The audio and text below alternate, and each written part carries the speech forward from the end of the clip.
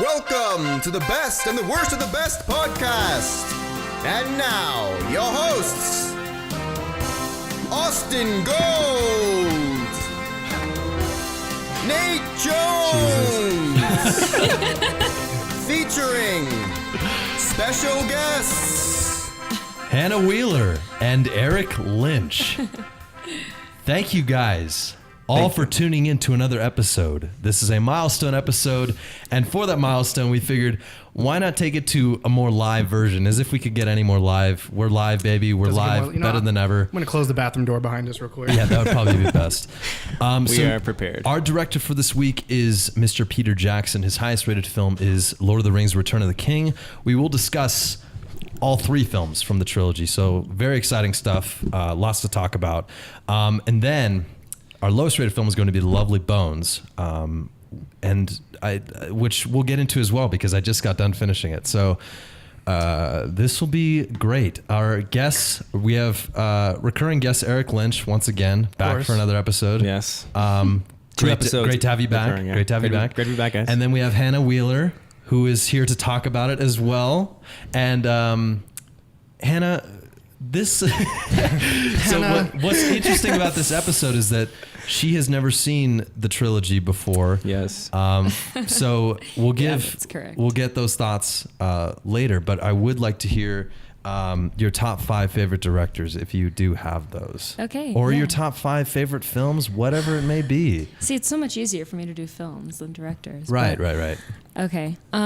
Based off my top 5 movies, my top 5 favorite directors probably be David Fincher.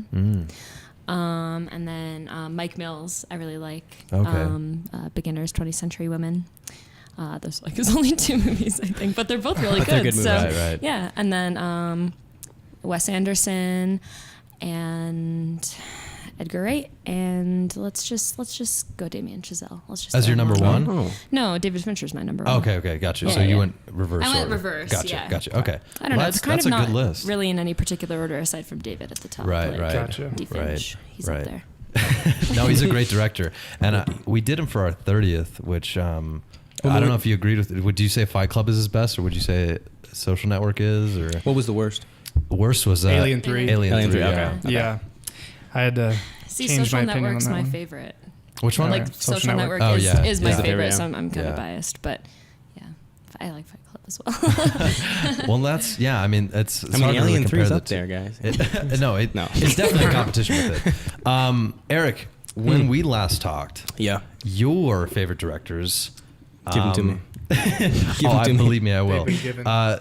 Your number 5 was Christopher Nolan. Did I give an order? Okay. Yeah, you did. Okay. Number 5 was Christopher Nolan. Your number 4 was GDT, Guillermo del Toro. Yes. Your number 3 was hold on, because you did give, I think, 6, which I don't. I give like 10. Now that I'm Just thinking not about this, allowed. yeah, I look at the count now. No, but you said the Wachowskis, Wachowski, yeah. Luc Besson, Denis Villeneuve. Like you, Leon the Professional was like one of those movies where this director, But keep going. What else? Luc Besson, who we've actually recently talked about, and then Denis Villeneuve, and then Tarsem Singh. Tarsem Singh. Would you still consider that as your list of like your top? I think they're directors? on the list, but the thing is, there's just so many. I couldn't I do know. 5, and like Hannah said, she has so many movies that I like, and I just that particular movie I like so much, and I want to pick that director, but I can't. There's too many directors. Right. But recently, you did choose 6, so clearly you're not afraid to break the rules. I was like putting aside Scorsese and Spielberg. I was like listing a bunch already off Right. the top, and then going in my list. Yeah. But you guys did an episode on Chan-wook Park, and I just saw a bunch of his movies just a couple weeks ago, and I'm blown away. He's Love good. it. He's really good. Old Boy, Stoker, still Yeah. obsessed with Stoker, and then The Handmaiden, most recent film he did. Oh, I didn't even know he did that. well, yeah. that's not the TV show. Netflix. Not the TV Oh, show. oh, No, oh, it's a movie. gotcha. Yeah. Yeah. It's a movie. Yeah. 3 act. It's just. Yeah, we could do a whole episode on that. So that's one person that I've just recently went on a binge, and I'm just love it. Love him. Huh. I'd have to see more of his filmography then. I want to see. He's Old got Boy. like 2 more films, right? Sympathy for Mr. Vengeance, Lady Vengeance, all those films. Yeah. Old Boy. Okay. Yeah, Old Boy, And of then course. First English was Stoker, and then went back, and Handmaiden is such a good movie. Gotcha. Just a very interesting 3-act structure where it's from a different point of view for each different character, and then you find out the second act, the whole first act didn't mean what you thought it meant because it's from a different character's perspective. Yeah. And the same thing with the third and the second act. It's just super original. And I loved it. He likes to use wide lenses a lot. Yeah, he super does. wide, He and does. it's like normally I would never steer in that direction. He's like, But you're he's exception. convincing me. Yeah. Well, that's good. Just to reiterate to you guys, we've officially gone live. If you guys didn't pay attention to our last podcast, By the way, we're live on Twitch and YouTube right now, and then the episode itself from the live stream will be uploaded on Friday. That'll be the audio portion and the video portion.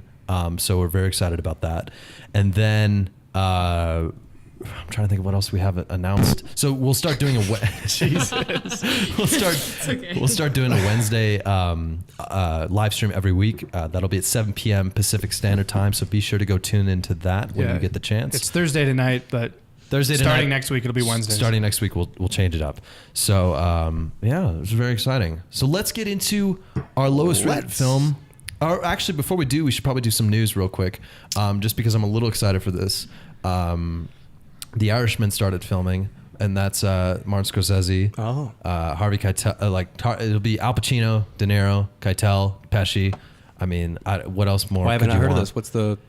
It's based off of a book called "I Heard You Paint Fences," and it's based on a mob boss, Jimmy Hoffa, and like they're doing a retelling of that. Jack Nicholson. Jack He played Nicholson. him in the movie Hoffa. Oh, I've never seen that. Yeah, like older movie. Yeah. Oh, well, maybe they've already done it. There's no point then. An exciting news. Anybody? It is a very exciting point in film history. And like people kind of talk about it. They're like, oh, well, they're so out of their prime and everything. Yeah. But I think that no matter what, like, I mean, these are like the top actors and like with one of the best directors. You just can't go wrong with something You get a cast this. like that, like The Departed, you just can't go wrong. Yeah. And I think now that they're really in gear, I'm curious to see what will happen. Didn't Scorsese just sign on for another movie too?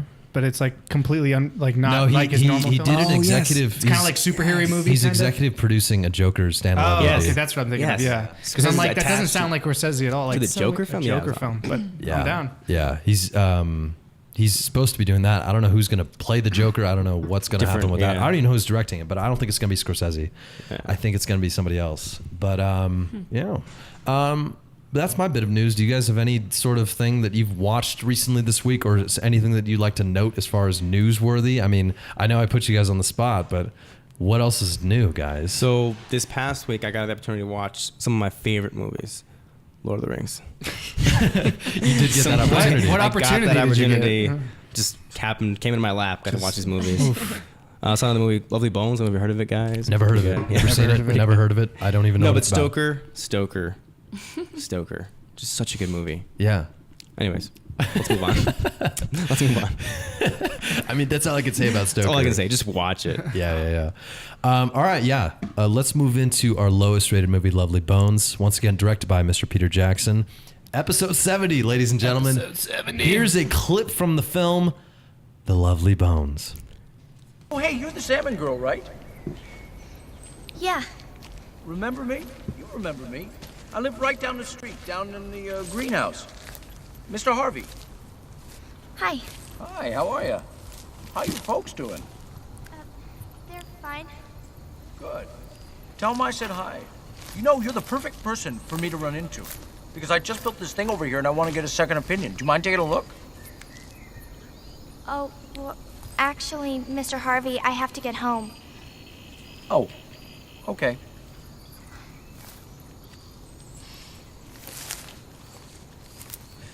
I just worked so hard on it, and I guess I got excited for someone to see it, but that's okay. I'll show the other kids in the neighborhood. They're going to be very excited about it. All right, so that was a clip from the film. We'll get into why I picked that clip, but first, do you guys hear something? Do you guys know? I hear something. We hear something. We hear something. Do you guys hear something? Oh, that's right. This is a little segment we like to do. It's fun. Dude, what's that movie? Are we having an earthquake right We now? pause the whole stream. We pause the whole podcast. Do you guys hear something?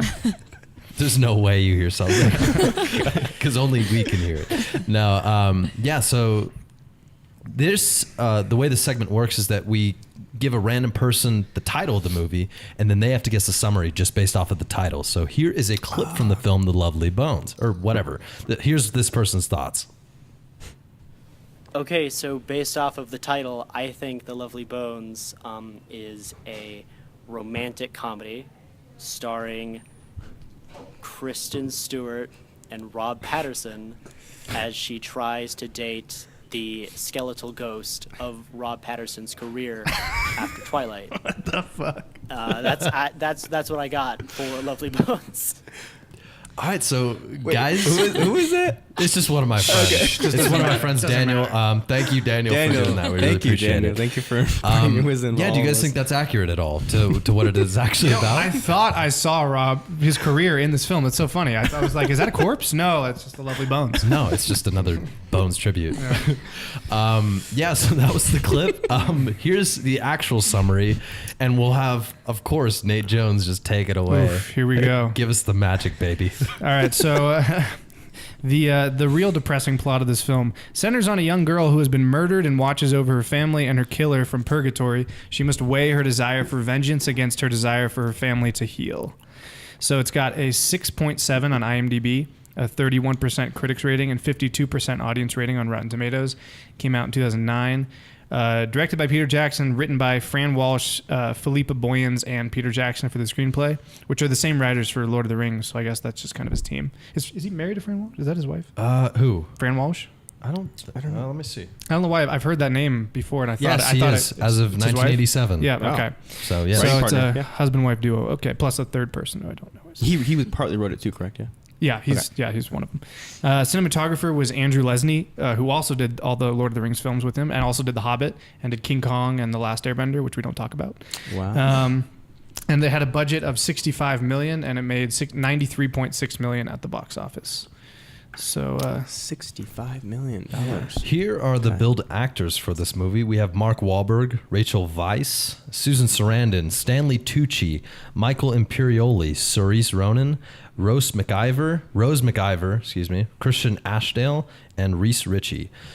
The reason why I picked that clip, that was, I think it's considered for me like one of the creepiest things I've seen, heard. I mean, that was so accurate to its representation of what a pedophile would actually be and look like. do you know from experience? I don't know from experience, but what I could tell you is, if I was to assume, that guy you do not want to go near.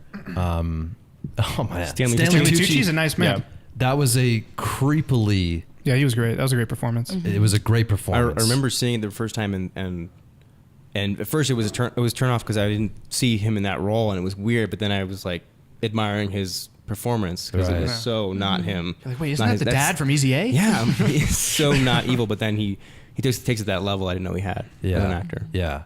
No, it's something that I've never really. I wanted to wait the entire movie to just be like, I don't know who this guy is, but he seems to carry on a really great performance, and I don't want to guess who it is either, because I'm like, I went through the whole film just not knowing who this guy was, and I just figured him out just now. It's Stanley Tucci. So Convicted oh my God. rapist and murderer. Crazy how that works out. He was framed for murder. Oh my God, just kidding. But yeah, as far as your guys' thoughts, we'll start with Hannah. What do you think of this movie overall, and why would it be considered the lowest rated film based off of IMDb? Okay. I think that one of the things that had going for it definitely was visuals, and I feel like that's partly, I mean, definitely due to Peter Jackson in general. The book is better. I'll say that. Definitely. So you've read the book? Yeah, I read the book in middle school, maybe high school. So definitely, I mean, but that's usually the case. Then again, I think there's just parts of it that don't deliver. They don't tell it towards the book. Yeah, I mean, especially compared to the book, it's hard for me to like the movie that much. Did but you I mean, guys it's see still like a pretty good rating, like a 6.7, but not. Yeah. I mean, I would give it a 6. Right. Yeah. Did you guys read the book at all, or No. Okay, so she's the only one. So I don't know what's the what are What's like the what are the difference? differences? I mean, isn't it more violent in the book too? Like there's Yeah, I rape mean, scenes and stuff like Yeah, that. no, that was definitely, it was graphic. Like I had to take a break when I read the book after reading that first geez. scene, because it is so much more like, I mean, in the movie she just like, she's running and then it's like, oh, Yeah. I didn't survive that. But in the book it is very like graphic. Yeah, they don't really and- show much violence in the movie at all. Well, Yeah, no. Peter Jackson, I No. guess, said it was because he didn't want what's the actress's name? Saoirse Sure. Ronan. Yeah, he it's didn't. She was so Saoirse- young. It's like Saoirse? Saoirse. Yeah, Saoirse she was pretty Ronan. young at Saoirse the Ronan. time, and he didn't want to put her through like a rape scene. And also Stanley Tucci was like, "I'm not doing that." So. Yeah. Yeah. Makes Yeah, I can sense. see him wanting his Oh off on that. God. Yeah. Oosh. I feel like it's better that way, definitely. I mean, not just because it's hard to watch those kinds of scenes. I just went and saw Wind River the other day. Oh yeah. The How Taylor was Sheridan that? movie. It was really good. Hell or High Water is better. Really? Okay. Yeah, out of the three, I think Hell or High Water is really great. But there was a very like violent rape scene in that, and I was like, I can't watch this. Oh, I had to just gosh. like tune out. They have young 'cause- people, and then later in the movie we find out that they're younger victims. So it's like, yeah, it's touchy subject to show. Yeah. Yeah. Well, I was just, it depicted such accuracy towards it. I don't know if like, I obviously haven't encountered something like that, thankfully. What do you mean accuracy? Like Just of his performance and what like that felt like to that girl. I mean, I don't know. It just felt really to the bone and chilling. That was it for me. I was like, I don't know where this film is going. Then it turned into some sort of fantastical world of heaven and the afterlife and where we're going from there. Yeah, that was the weirdest part for me. Is the tonal switch between like with the grandma and her grandson like jumping around in the bubbles and shit, and then Yeah. and then I was murdered and thrown into a lockbox. You know, like it's just Yeah. it's a hard Yeah. balance. yeah, it's kind of weird. And then the whole like very Game of Thronesy like heaven they have there with like the tree and all the. I don't know. I Yeah. mean, visually it was very pretty. Like Yeah. I enjoyed how it looked, but story wise, I think it there was a weird balance there. Yeah, you could tell he between- pulled a lot of the stuff out of like Lord of the Rings and stuff, like as far as effects and like visual Yeah. effects. Visual at the least. effects. lighting, the golden lighting. Yeah, the coming golden between- lighting. Yeah, Yeah, that's yeah, very yeah. Lord of the Rings Hobbit stuff. Yeah. So But as I was saying, like the whole division between the two worlds. You mean how, like- how do you guys feel about that? Do you think it was depicted in the way the book was described, or do you think it was like a good, accurate representation of what could be? Did you guys like it? I mean, that's kind of my question. Like Did we like the movie, or like just the the other division between the world? two worlds, this other world that we're dealing with. Like, how did you guys feel about it? I was kind of back and forth on the effects. I know that some parts was like that's actually really like there's a moment where she's on the porch, like the circular porch thing. Yeah, with yeah, the yeah. gazebo. The gazebo, yeah. And then she sees her dad running, and then she's running alongside with him, and they apparently built a whole set. It's a whole porch that's extended as if she's running with him, but she's in this little block. And they cut back. I was like, these are like little effects that make this world like fantastical, and she's stuck. Right. Yeah. You know, it's a really good way of portraying that by having these two sets and then cutting back and forth. But then there are other moments where it's felt a little cheesy, like maybe they lingered too long. A couple of the, again, we were saying like it's about death and rape and right, it's hard to super have dark. Like, it's a like family a really fun time. It's weird to have like and then they're whimsy like mixed that. And into then that. what's the yeah. girl's name? The other girl, Holly. The sister? No, the girl in the heaven. Oh yeah, Holly, the Holly? Asian Is chick. that her name? Yeah. Holly. Yeah, Holly. Yeah, so it was just kind of like funny a little bit, and it was weird for a second. She I gave- got used to, later they revealed that she was one of the people. I was like, whoa, but at first I was a little. Right. She had a very. Have you seen Scott Pilgrim versus the World? Yeah, Like that yeah. girl in it, Knives Chow? Like Knives. Chow. Knives Yeah. Chow. She felt like she was very like happy and Yeah. excited and all like, and it was, I don't know, just it was a weird mix. I love Knives Chow, by the way. Love Separate Knives. discussion. Great character, great Yeah. character. Yeah, I just overall I really enjoyed the mystery of it, and it was weird because we got the ending of the mystery like at That's- the very beginning. That's a weird format. Yeah. It's a weird Our format. main character. I'm not I used was to guys. murdered on the this first day. the first like By this guy. opening scene, like Yeah. she explains, Yeah. I'm dead. So there's on no the there's main no character. real tension throughout the film, Yeah. to be honest, because you know what's gonna happen. Like even when she's in Yeah. the basement, you're like either she's gonna die here or this is where their moment where she's like, oh, she's about to die, and then she gets out and then she dies later. But it's like either way, I know I got a she's question gonna for you die. guys, because when you find when you found out, like we know she's dead, but then you saw the safe, and then we saw the fact that her body was in the safe, Yeah. and then in pushing it. Did that hit you the same way? Like, was it enough where it was like, we know she died the whole time, but that was how she died? Oh my god, like she's been stuffed, like killed and then that's when stuffed you into realize, like, like, blood. yeah, Like, she's damn, done. is that, A lot of that hit blood. you like? It's so sick. It makes me sick. It's dark. Yeah. Because the whole time she's kind of alive in this other sense, right? So to see that, you're like, part of her is there, but that's the reality, is her. She's in this fantasy world, but that's like the real Yeah. dark, gritty, the truth that she's in a safe. Yeah. God. Well, I think that was also weird too, is that the ending was so, like, there was no real payoff, you know? Like, he dies, but it's like he gets away. That was actually great. I thought it was great. Like, well, I mean, if they I was sitting there. It was a very odd way of him dying. I was kind of, Yeah. I was kind of ambivalent about the film, and then, at first you think the ice is gonna like impale him or something. Right, That was right. gonna be, whoa, Just trips him. rated R all of a sudden, right? Immediately, right? But then he just like hits his shoulder, but then he trips and like just. Those effects, I was picturing the opening scene of Lord of the Rings when all the orcs are falling off the cliffs, you know? Right, That's what I'm right, picturing when his right. his CG body falling. Right. But you need that. I mean, this guy is evil.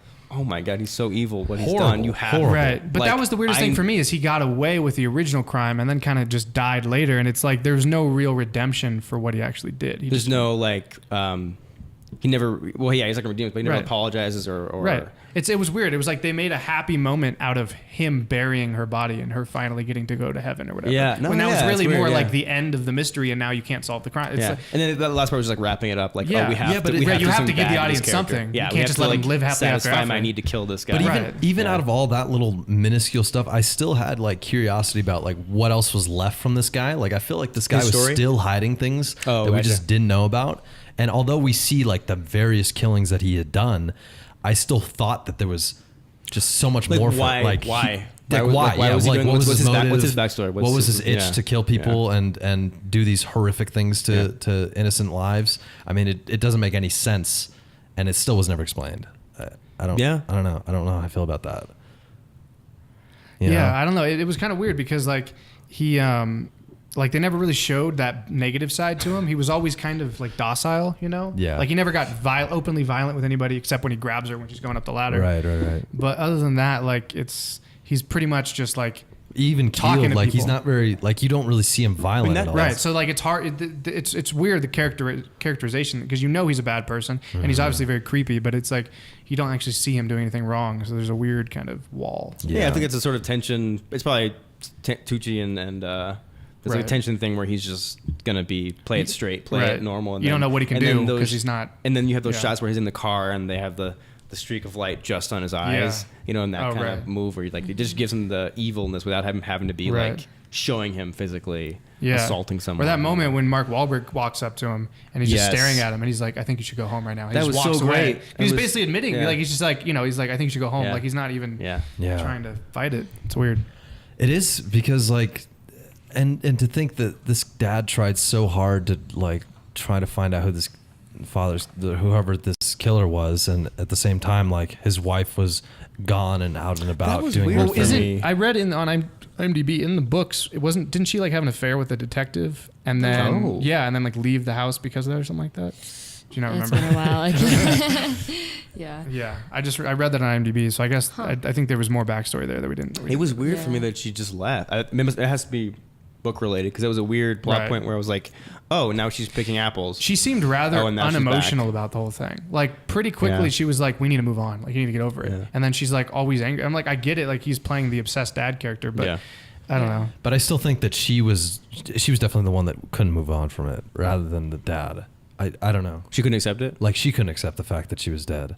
Like I think it was more like a Mark's standpoint, that Mark Wahlberg's standpoint, that he was just trying to find out who the killer was. I think he's already like done with the grief. He just wants like justice. You know what I'm trying to say? Yeah. So I don't think it's like Like he accepted that she's dead, but he wants to know- find this out. And Yeah. with Rachel's Yeah. Weiss's character, she wanted the grief to continue, I felt like. But I don't know. I mean, that's just me talking. I don't, it's just me giving things away.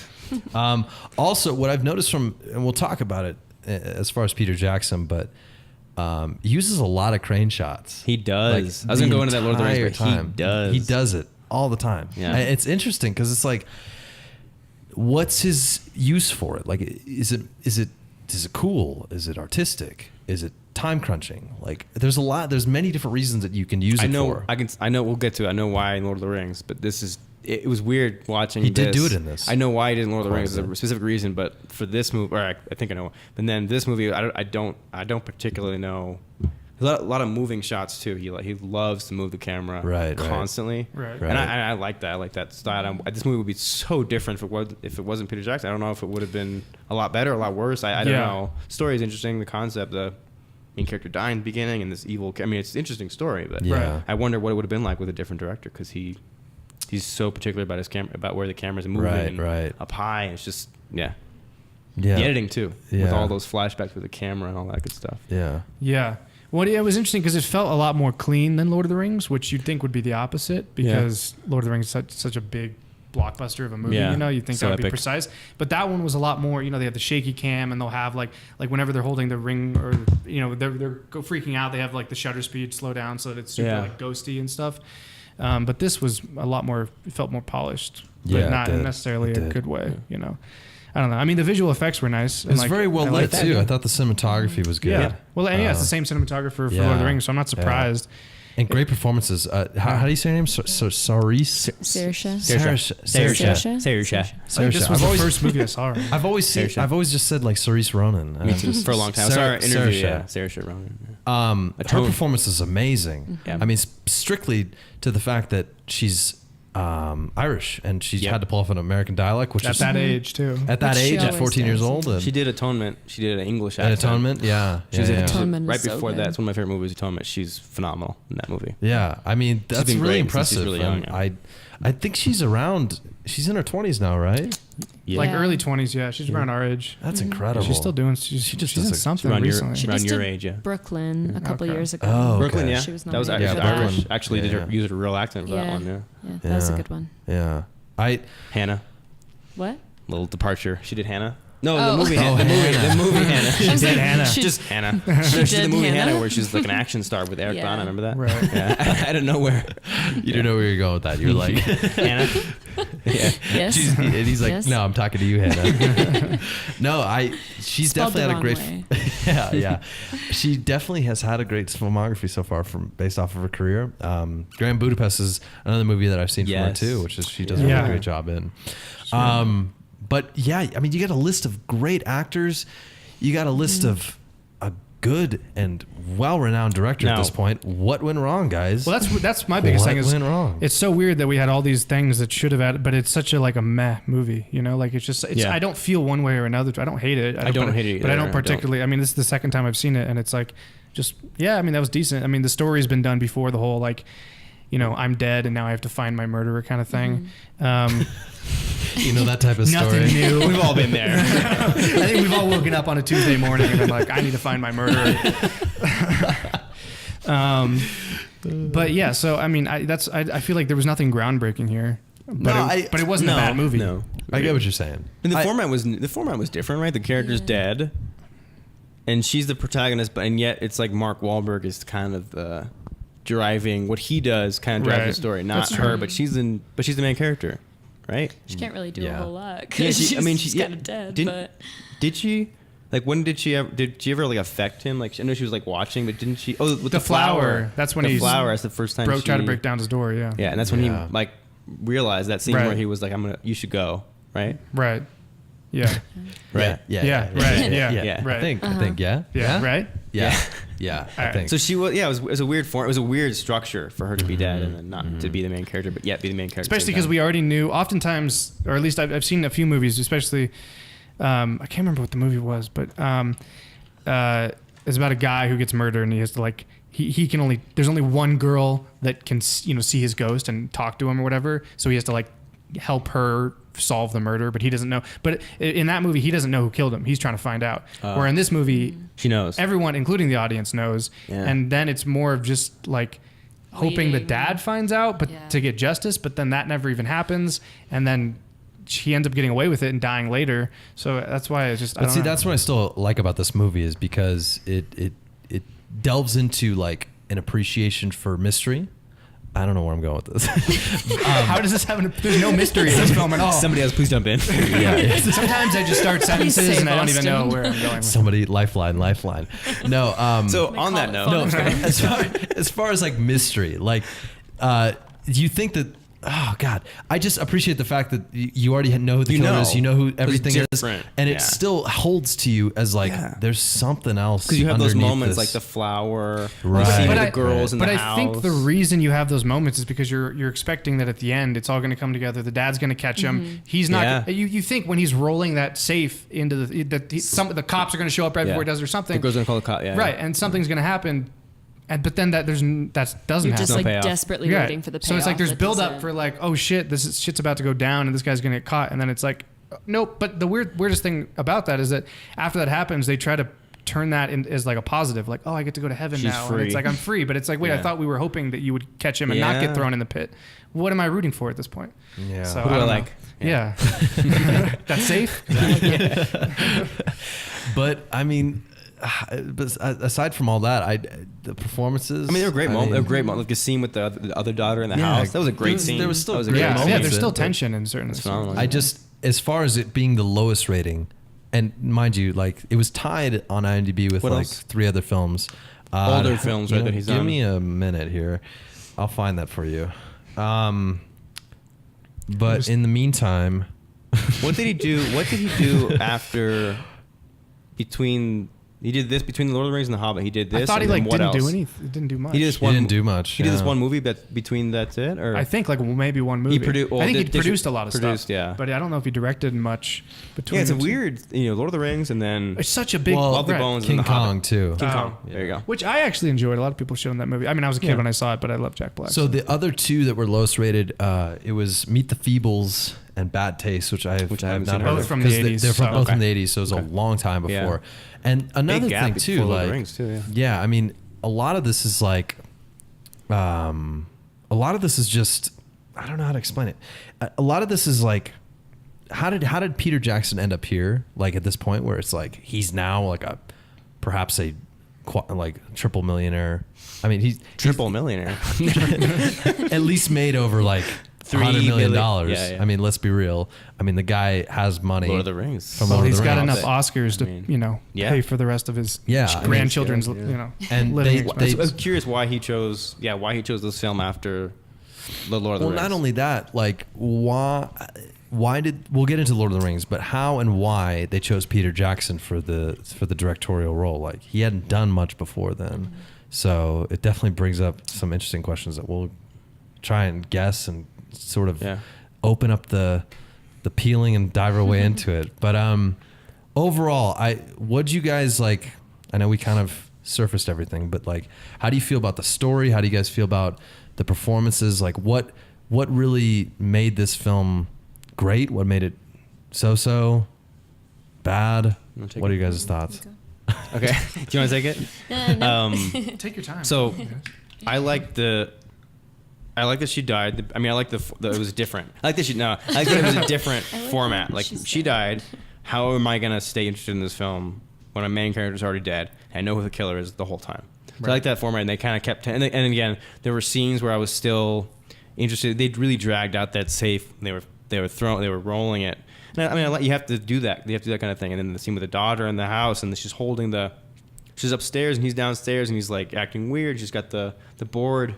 And then she's trying to make it sound. Yeah, and then all of yeah. a sudden, it's like really quick. She's got to run Yeah. outside. She falls. I thought she like broke her neck or something. And then she runs away. Those are great individual scenes, individual moments. I don't know where I'm going with this. I know. No, just like the whole so mystery. I of it. liked. It still adds to the mystery. I like that it was original in the sort of. It's based in a book, but original in the sense that it was the structure was different than I had seen. Yeah, I remember from you any know. typical mystery too. Like, Yeah, thriller where I know who the killer is. The girl's Yeah. already dead. yeah. That's like a weird And starting it- point. it and I like changes- that it kept changes- me interested in certain. It kept me interested in a lot of sections. Yeah. A lot of good sections. Yeah, and it changes tones a bit too. Like as far as it's a creepy tone, and then we get into this happy phase of like, let's enjoy the life that we're living and everything I was gonna else. ask. Mark Wahlberg. Yeah. I was kind of. I mean, Stanley Tucci, yes. Saoirse Ronan, yes. I was kind of I wonder what you guys thoughts are. I don't know. Mark Wahlberg. I see Marky Mark. I don't know. It's hard. It's hard for him to be like the responsible dad character. He's an accountant. So that's so he's such a dork. But I it's get like, it, come but on. it's like it's weird. It's weird for me. He's an accountant. Right. Yeah. It's hard to see it. It doesn't. I'm used to like his Transformers character. I can't get into this. But his Oscar-worthy performances are much better.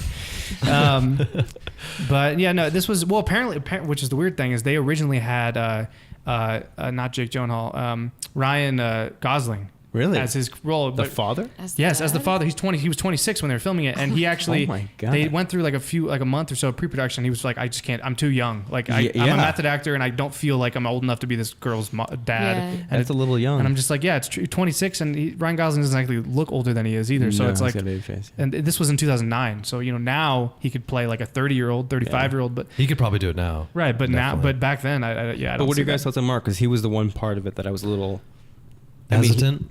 about. I can't praise it, or I'm not gonna shit on it or anything. I don't know. I liked it. I mean, I think Mark Wahlberg is the type of guy who needs to delve more into the leading man phase, where he just has to accept like that he's Mark Wahlberg. Like he could go into these crazy exaggerated characters. I would love that, but I liked his performance in this strictly because he was like the leading man. And I don't know. I think it goes without saying. Like he definitely played himself, but I think he definitely adapted sort of the father. To me at least, he adapted the father role, and he shipping the bottle. That was like I mean, honestly, I thought he had a better performance than Rachel Weisz did, or Weisz, whatever her name is. Weisz, She was just kind of there. Yeah. Like she was in the background most of it, and then she would be like, get over it, and then she disappeared for a while and came back with shorter hair. So I don't know. I don't know if it's writing or the book or what that was. I don't know if it's because she's great. Right. She's a great actress. That's what I feel like. I feel like the book had a lot more backstory to her, and they kind of like, we don't have time for her character. They So kind of just cut around it. Yeah. probably lost it. Yeah. Yeah. I didn't really have a problem with his or really Rachel Weisz. I like everybody in this movie. I even liked her sister. I don't remember her name off the top of my head. It's funny. Apparently, her Rose sister, McIver. her sister is 6 years older. The actress is 6 years older than She played her younger sister. But she's her younger sister. Yeah, that's interesting. Well, it makes sense though because she was younger in the beginning, and then it was she like had to be older. 4 years later or 2 years later. She Whatever, did. so. She did have to look older. Yeah. like the older person. So I missed it. I can't remember when Mark Wahlberg gets beat up with the bat. That was her boyfriend that was cheating on her with another girl, and he was following the guy. I can't remember why he got beat up. No, I think it's just because it was they thought it was just He, some random couple. They thought he was like a creep. Oh, okay. And then the actual creep is standing over there in the shadows watching them. Because I remember because they had that scene where her sister kissed her boyfriend. I thought that was the boyfriend. It was like with a different girl, and then I was confused. That was just because he just a random. was in the they moment. thought it was a creep. Yeah. Gotcha. I thought it was just some creep that tackled her down or whatever. And at the same time, you have Stanley Tucci just watching Standing in from the the shadows. corner, That's a great in shot, the cornfield. yeah. It's a great shot, and it really encapsulates a lot of who that guy is. I mean, this guy's just a lurker. He really is just somebody who's just there for the show. Yeah. He plays very a long scary. game. Very scary. Real quick before we move on from this, love the bathtub scene.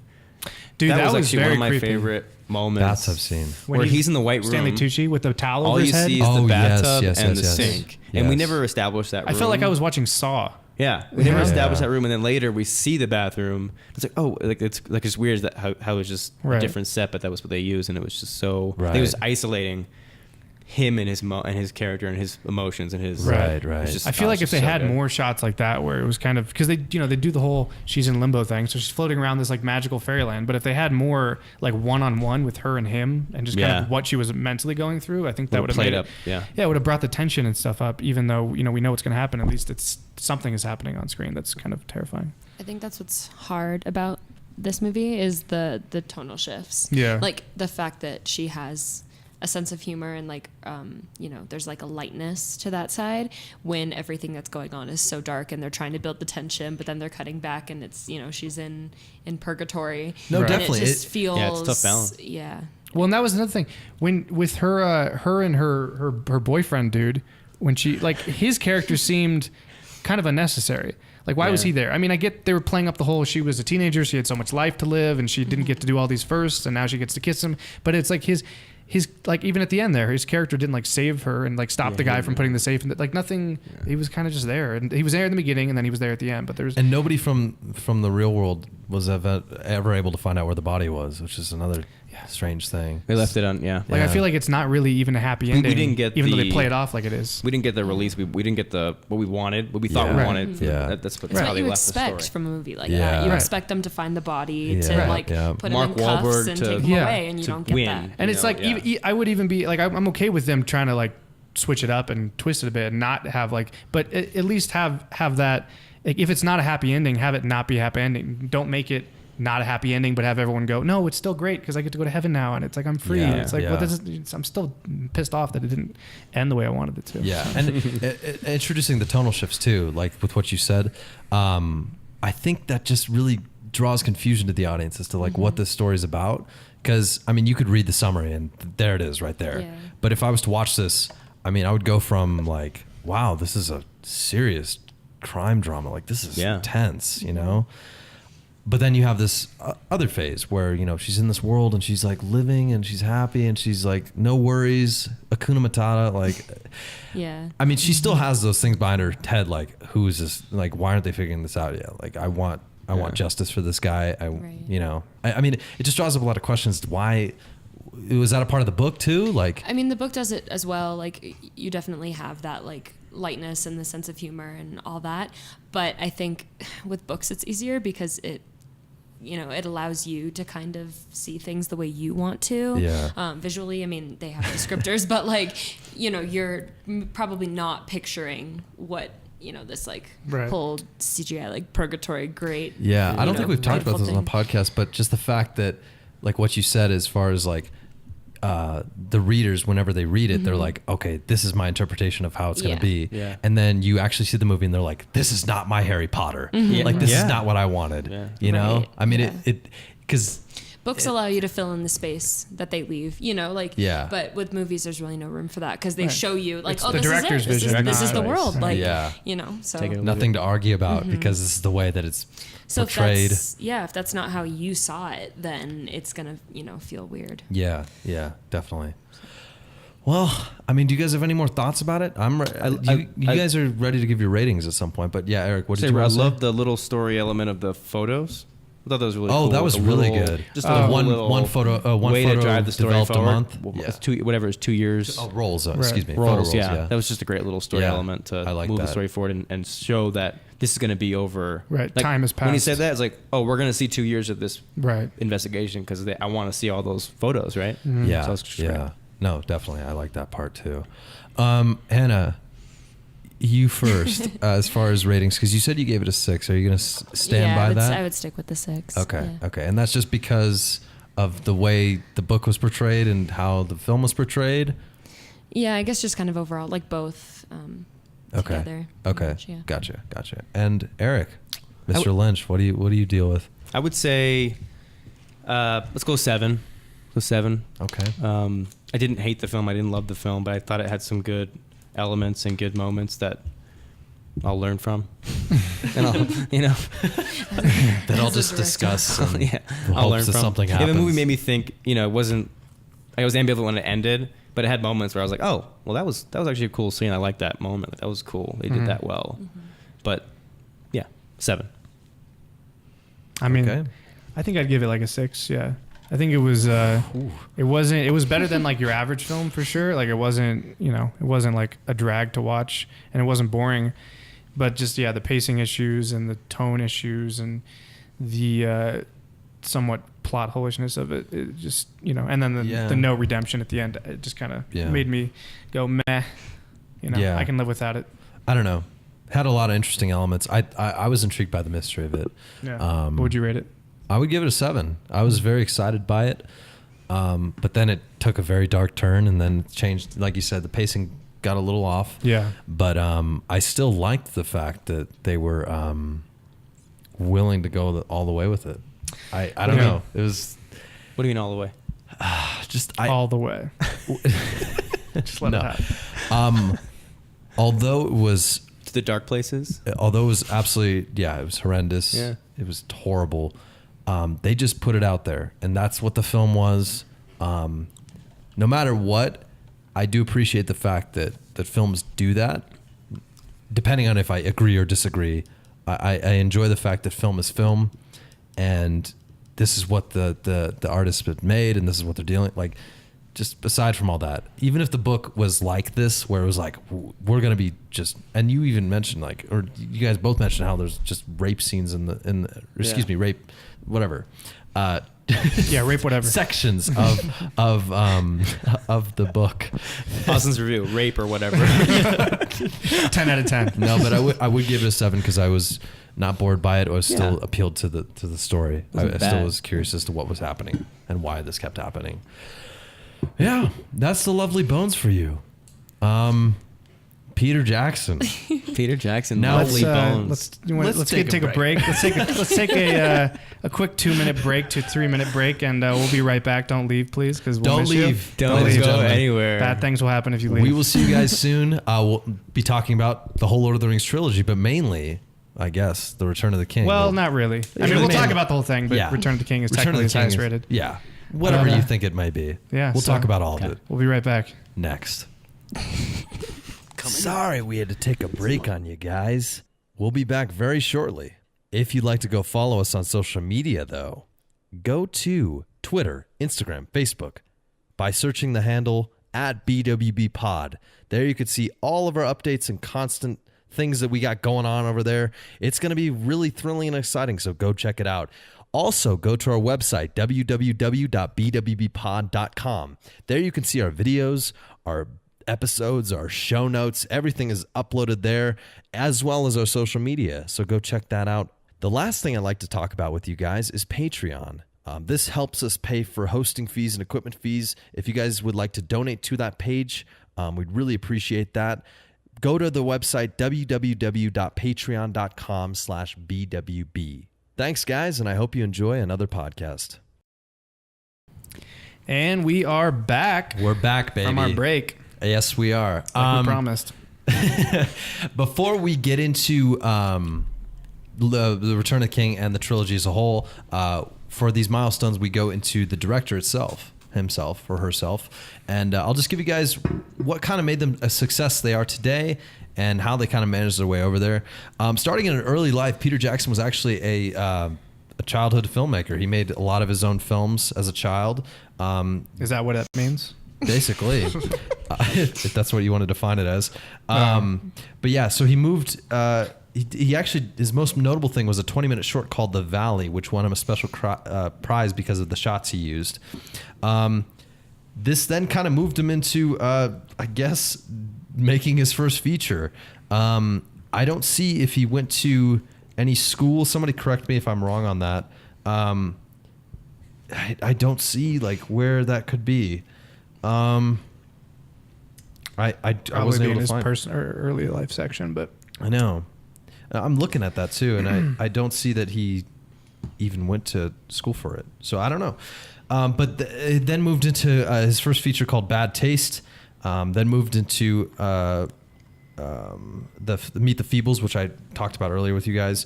And then Heavenly Creatures became a major change for Jackson in terms of both style and tone. This then kind of moved him into The Frighteners, starring Michael J. Fox in 1996. Yes. That was his first big budget Hollywood film. That was after moving from New Zealand to the U.S. He made The Frighteners.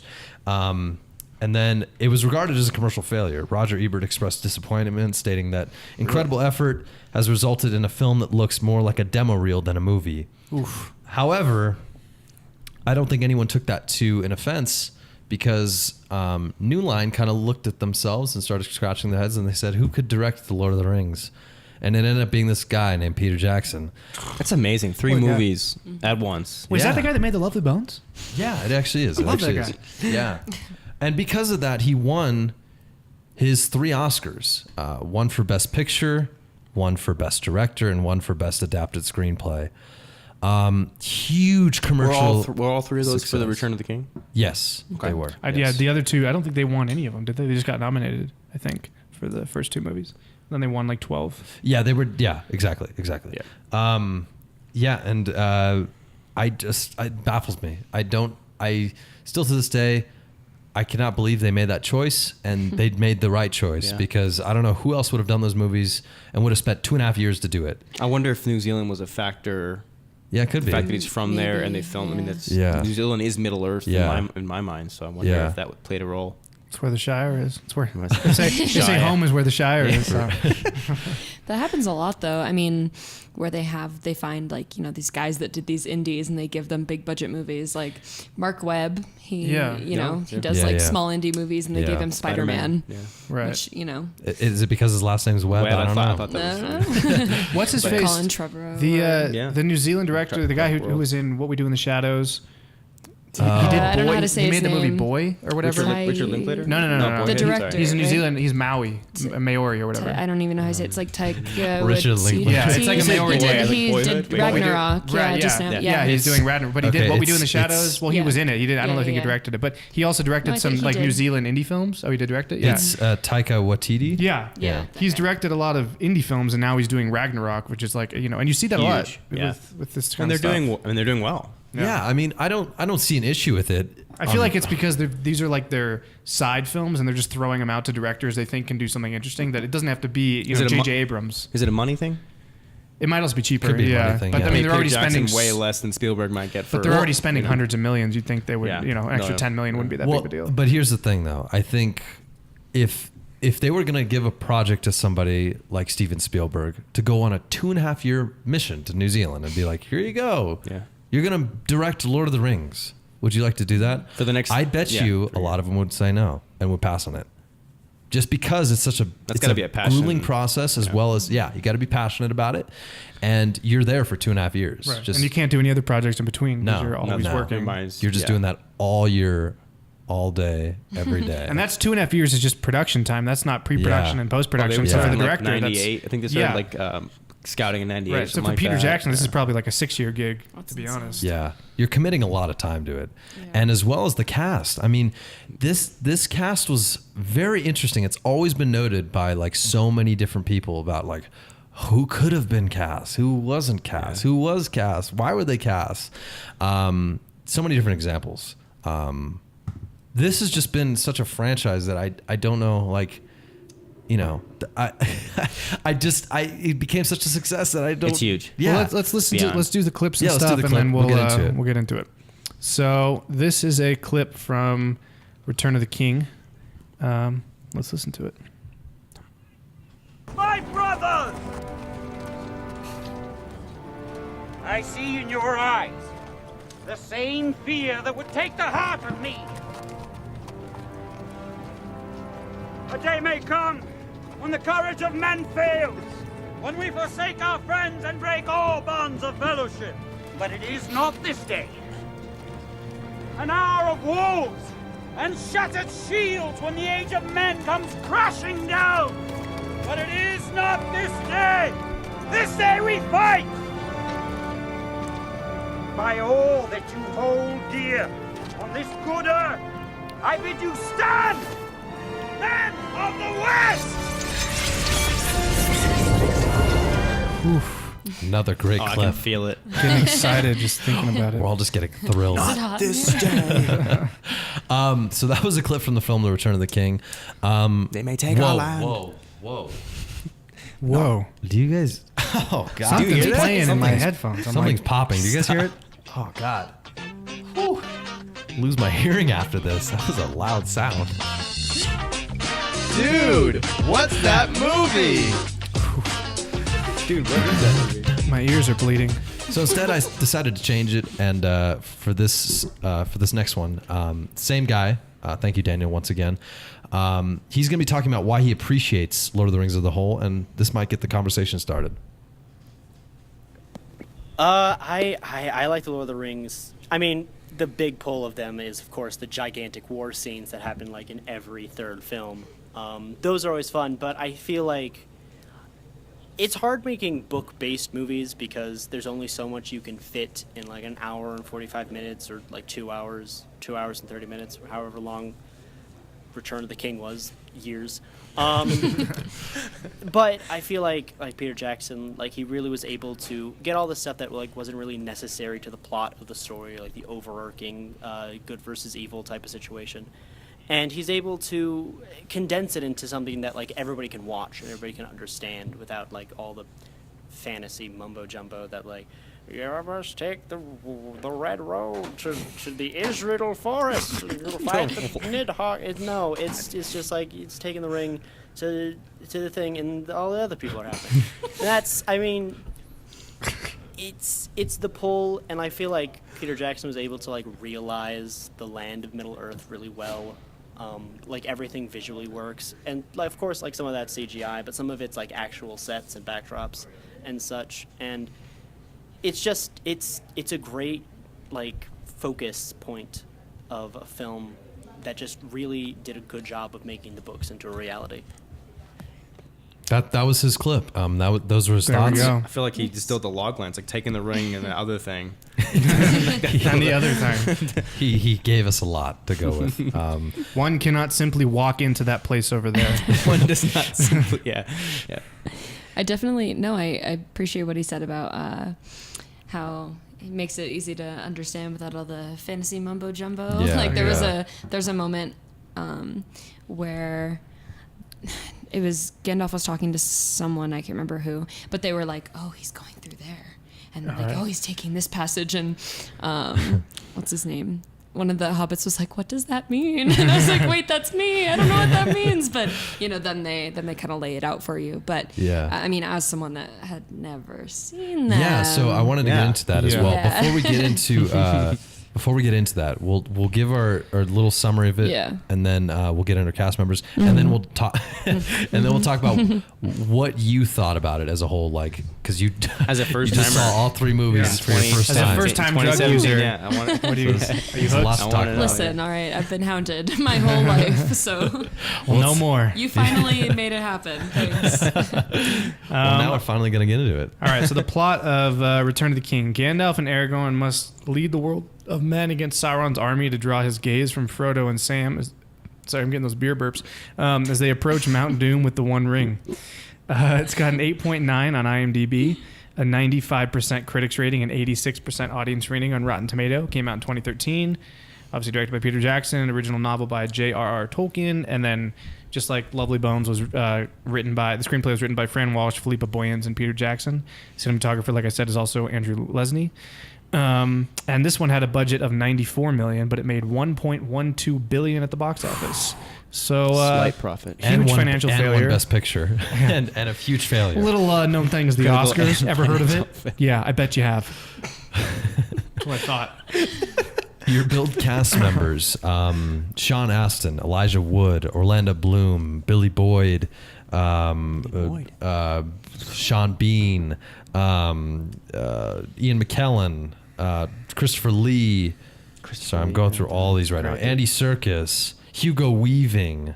You go. Mr. Anderson. I'm trying to get everybody. What's I apologize. what's Gimli's name? The actor? Dominic John Monaghan. Reyes. from John Reyes Davies. Yes, from Indiana Jones. Indiana Jones, yeah. Liv Tyler. 6 feet, whatever. He I know, is, that's right? crazy. There's so many people. He in this also cast. voices Treebeard. Treebeard, yeah. Kate Blanchett. Yes. Kate yes, Blanchett? yes, yes. Oh my god. She's great. Yeah. I mean, I don't know why it's not showing everybody on here. Because I want Gimli. I can't. It's John Rhys Davies. yeah, John he's Rhys right. Davies, thank you. Yeah, Jones, yeah. Yeah. The monkey. Indy. Your father. Yeah. So Hannah, we'll start with you. Okay. Start. This is your do first this. viewings of these movies. Tell us about it. How was it? Was it so? Okay. I have been intimidated by these movies for a long time. And I think mainly because it's a whole, like, it's this big, fantasy epic trilogy that everyone, loved. And I remember I had seen one of them in theaters, and I don't know which one. But I remember the only reason I went was because I was in love with Orlando Bloom. And I remember my dad took me, but I didn't really pay attention except for when Orlando Bloom was on screen. We've all been there. But no, I think watching them as an adult, I think I appreciated them a lot. They're fantastic, and I feel like I really need to watch them again because I went back and forth between watching the extended ones, and then when I finished, I was watching just the regular one. So there's a lot more there to unpack. Like I watched the extended version. The first one was about 3 hour 15. The second one was about 3.5 hours. The third one was 4 hours long. So it's quite long. Yeah, no, definitely. Which is just crazy. I mean, from a production perspective, like the fact that they, filmed all of that together and they did so much. Like that's a crazy runtime, like that's commitment, and it really, it was good. I enjoyed it. Yeah. Well, that's good to hear. Sorry, I thought we were about to torture you with all these movies. I got your message and I was like, wait, what do you want me to do? Watch 9 hours of footage? Oh, 9, more like 13 with Lovely Bones included. Yeah, that too. Well, you bring up a good point about epics, because when I was a kid, this is defined for me as like the first big epic film that I saw. Yes. Yeah. And not only that, there's 3 of them. So it's like you're seeing year after year. literally 9 hours of a movie, and you're watching and you're like, oh my God, this is so expansive. But the story, I'm more like, because as a kid I was more involved with the action and what was exciting for it. Now I'm getting more into like the actual story of it, like why these people are doing this, what are their motivations, what are their needs and wants. And it really does add just another effect to this film. It's not just an epic. No. This is a great story. I'm surprised that it is an epic, because Sam. in so many different epics we get these like long I don't know how to define it, like these scenes that are almost like out of context, but I feel like all these scenes are always leading to the next point. Yeah. Because a lot of epics just kind of develop this person, like who this guy is and everything, and who this girl is, or what are their intentions for why they're traveling so many miles or whatever. I just think that there's no one hero. Yeah. It's the Fellowship of the Ring. Actually, yeah. I can argue there's one Frodo hero, but yeah, there is. Sam's the hero. Sam's obviously. the hero. Everyone knows that. Everybody needs that. Sam. Yeah. Oh, Sam. Sam is if I the take hero. one more step, Mr. Frodo, it's the farthest I'll ever be from home. Oh, Sam. No, I love the fact that these films created such an immense. That's not a word. An immense epic. I prefer my epic amanced. But I mean, what do you guys think of that? Like the fact that you guys watched 9 hours of a movie. Like, did you grow with these characters? Yeah. Did you? I mean, obviously, Eric, you were entertained, but Hannah, were you like? Did you get bored, or was it like? Did you ever like, fuck, when is this gonna be over? Or was it like continuously like, oh, that's interesting? Yeah. There were moments, I think, and you said this earlier today, where you're like, oh, you feel like the movie's over like 3 times, Yeah, and then definitely it at the keeps end of Return going. of the King. You know, Yeah. so They had to wrap up so much. but I mean, there's 3 movies. Like, there's a lot. Well, how'd you feel going about on. Fellowship? Because I feel like Fellowship is the most boring one for like people who aren't into it already. Because it's like a lot of build up, a lot of setup. It's a lot kind of talking, exposition. Yeah, for introducing sure. characters. Yeah. But even when you go back to it, like if you've seen it now, like I go back to Fellowship a lot, just because I'm like, I love just seeing these characters come together and everything, and everything kind of coming to like a good stance. Right. It's just got so many great scenes, like the introduction to the Shire with Gandalf showing up and Bill. But like, there's just so many scenes in that movie that are classic. They're iconic now. In my mind. Yeah. Yeah. So I mean, that's the thing. I think like Twin Towers probably had the best battle scenes. Or I keep saying Twin Towers. Never forget. Nope.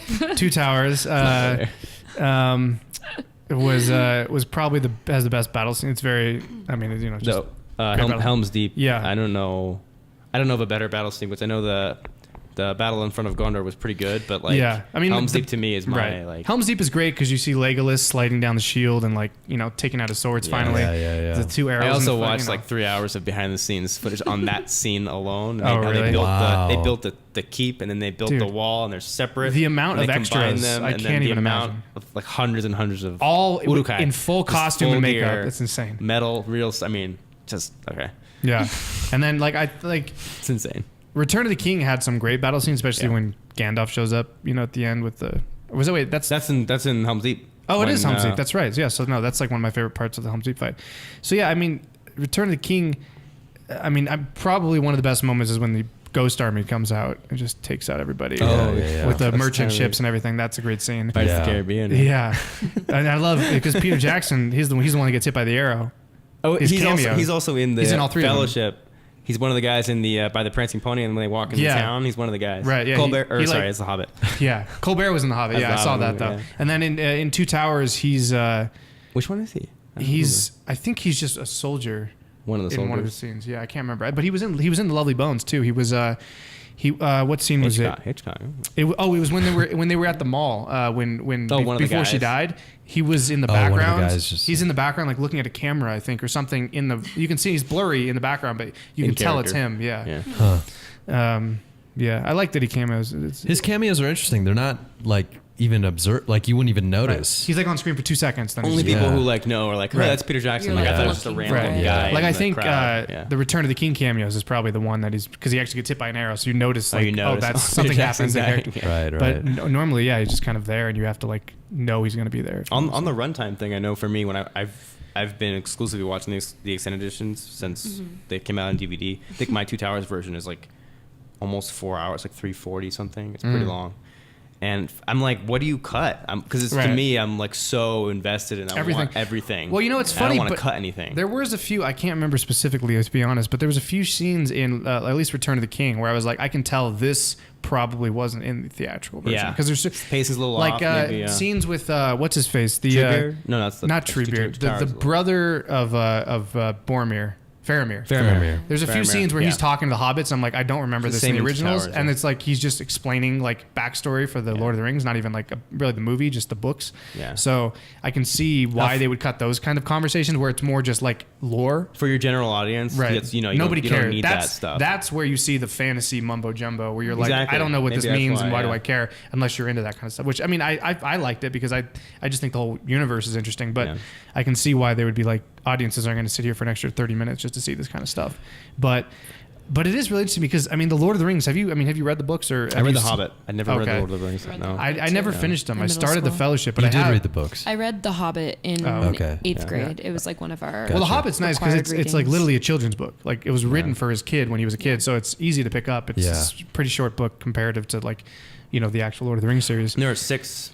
The 6th of the Lord of the Rings, the 6 books. I haven't got a chance to get through them yet. Yeah, and then there's the Samaritan or the. No, you just not Samaritan. Screw me up by saying that now. Samaritan. Now I'm like, yeah, it's a Samaritan. You're right. Somebody's gonna comment right here. What is it?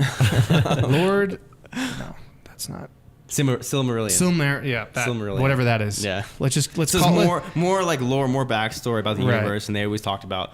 When are they gonna make after the Hobbit came out? Like when are they making that movie? I don't know. Right. Yeah. That's never gonna happen. I don't think because it's literally. I mean, I haven't read it, but from what I've heard, the Silmarillion is literally just like as if he had a notepad and he was writing notes about like this universe and the world. Yeah. And it's just like if someone took all the notes and just put them into a book. Like there's no real narrative. It's kind of just information. It's like a history book. I mean, it's literally like a history book of just. When you had to create this whole world, you create language, language. He literally. I mean, he created the elven and melon. Yeah, it's insane. What's the elven word for friend? Melon. I mean, just to go on to what that quote says, so many great different things that are little quirky scenes. Life lessons in this movie. A lot of Frodo's like, they're in the mines. Frodo's like, I wish the ring had never come to me. I wish this has never happened. Yeah. And Gandalf's like, I wish the ring had never come to me. I wish none of this had happened. I don't understand, Mr. Frodo. No, and then Gandalf says, so do all who live. That's good. You shall not pass, Bilbo Baggins. No, he says, so do all who live to see such times, but it's not for them to decide. All you have to decide is what to do with the time that is given you. That's just I'm like 11 years old in the theater, like, wow, thanks, Gandalf. You're like completely hit by what a life lesson. You're like, changed my attitude. Whoa. Yeah. But at 11 years old, you're probably just like, wow, that's a great movie. Like, got no idea what the quote meant. Or I had a notepad. I was writing it down. Of course. Now, this is a big thing that is layered all over this movie, and that is the score. Yes. I always talk about the score with this movie. I'm like, if I'm starting to get a conversation, it's because of the score. I think, and it was almost at the point where like Peter Jackson just said, I'm filling in these gaps for the score. Like a Right. lot of quiet moments where he just Well, puts in score. There's so many moments where they're flying over a mountain, like the Yeah. camera, and it just shows people walking, you know? Like there's a lot of just journey moments where there's just people traveling and music Yeah, playing, and it's yeah. like those don't really need to be there, but they're really powerful for some reason. I don't know Right. why. Yeah. I think it mostly because of the soundtrack and because, you know, they're Those Right. are probably two things that kind of take like placeholders for, you know, book moments that were just like you didn't need like them. this journey lasted like a year, but Yeah. in movie time it's like a minute and a half. Right, So, yeah. Yeah. Also, it's kind of a transition moment where everyone kind of relax, and it's like because usually that stuff comes after like a lot of action, and so it's Yeah. like a moment of It's a like breath. you can breathe, and then because that's what I think this trilogy did best was weaving the slow and fast-paced moments together, because there's so many battle scenes in this movie. Like it would be so easy for them to just be a constant of like, oh my god, there's always something happening, it's always crazy, but it's like they really do these nice slow moments that don't get drawn out, but they're just long enough to kind of get you like re-energized for the next battle scene. Yeah, and when you see these movies, I mean, starting with the first one, you're kind of like wondering, you know, what the hell? Like, what am I signing up for? I'm signing up for 9 hours and I'm just seeing exposition for the first movie. Like, there's not a lot going on. There's a few fight scenes, but not much. And it's kind of like you just have to wait and build yourself to like 3 hours, and then you'll get to the point that The two towers? so many people talk about. Oh, yeah. yeah. I'm saying like Just skip the first movie. You don't need to watch it. I'm saying like the third hour of like watching it where I'm you're in the in two it. towers You're like, you're in and it. you're in Helm's Deep right now and you're ready to like the battle's about to begin and all that. And then you just have like the next like 4 hours of just battling. I mean, that's Yeah. it really says something as a film. Like, I don't know how people would do that even today. Like how do you keep an audience entertained with that amount of action too? You have That's to another cut thing. to those. Yeah, well, they spent all that time establishing these characters so we care about them. Then we cut to them. So we have for example, with the elephants and the Legolas and Right. Gimli and all those, and they're constantly Still only counts as one. Yeah. That kind of thing. I'm Yeah. on 17 or whatever. Yeah, like Yeah. that back and forth. That's what grounds us in this giant ridiculous. Right. It's like, Helms, oh, this these are is still just insane. people. We're But still they're just still just following guys. people. Yeah. Yeah. These are our characters. These are who we care about. These are who we're following in this. Yeah. Insane battle sequence. Also, speaking of battle sequences, can we talk about like the visual effects in this film and the fact Yeah. that for the year that it came out on, I mean, it's Still remarkably still well. great. Yeah. Like great. still holds. I mean, there are obviously moments where you can tell, oh, there's in front of a green screen. You know, Yeah. especially I think the Return of the King, the very Return of the King when end, they're being that like was- honored. He's like, you bow to no one. I'm like, Yeah. I was this like, is a little rough. But other than that, I mean, Yeah. pretty much completely. I was like, even That like was the one shot that was really awesome. the Yeah. With spider the- yeah. and the Nazgul and all those flying, like those all Yes. look great. And I I'm mean, like, even with the opening when you have the flashback of Hugo Weaving and they're battling Yeah. the huge like right away. Right, yeah, no, Kate instantly. Blanchett is describing the history Right. of this world and it's like, oh my god, I just saw 50,000 orcs like I know. getting arrows and shot like and right the away. great thing about that battle is it's almost like a throwaway. Like they didn't have to put that in there. They could have just. I mean, that's a said whole it. other movie. Right? They You could have wanna just have a whole said other it. movie. That's The Hobbit, but you know they could have just said that happened and then it's like moved on. But it's like they were like, no, let's just film a huge battle scene for that- like 20 seconds. Though. right. That's yeah, it. it's insane. Yeah. Just so you can go, Isildur. Yeah. You know? Isildur, destroy them with the fire. yeah. I mean, there's just so much Yeah. that Peter Jackson had to go through, and I remember seeing it in the documentary, like about how the film was made and everything. And the very last shot was actually when Frodo's done writing the book, Yeah. and he says, "No, there's still much more to do," or whatever. Those are the last lines that were ever shot. And apparently, I'm sure you guys know about this. Or you might know about it.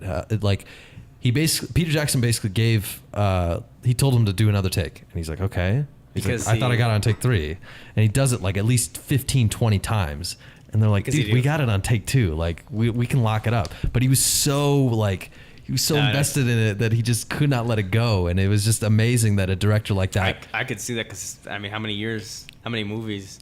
Yeah. And then they came back. Well, it's separate, but they came back for The Hobbit, and Frodo came back. Yeah. Right. Yeah. I mean, that's Well, such an amount of time. That was That's actually insane. one of the. Let's see if I can find it. One of the fun facts on IMDb is that. Let's see. Where is it?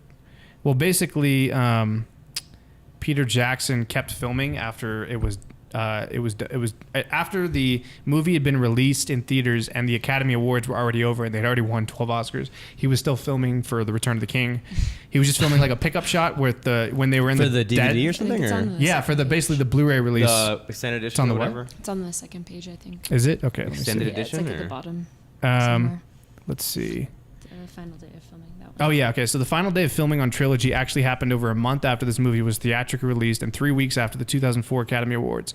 Peter Jackson arranged to film one final shot of skulls on the floor in the tunnel of the Paths of the Dead, which was included in the extended edition DVD. He thought it was funny to be doing filming on a movie that he'd already won the Best Picture Oscar.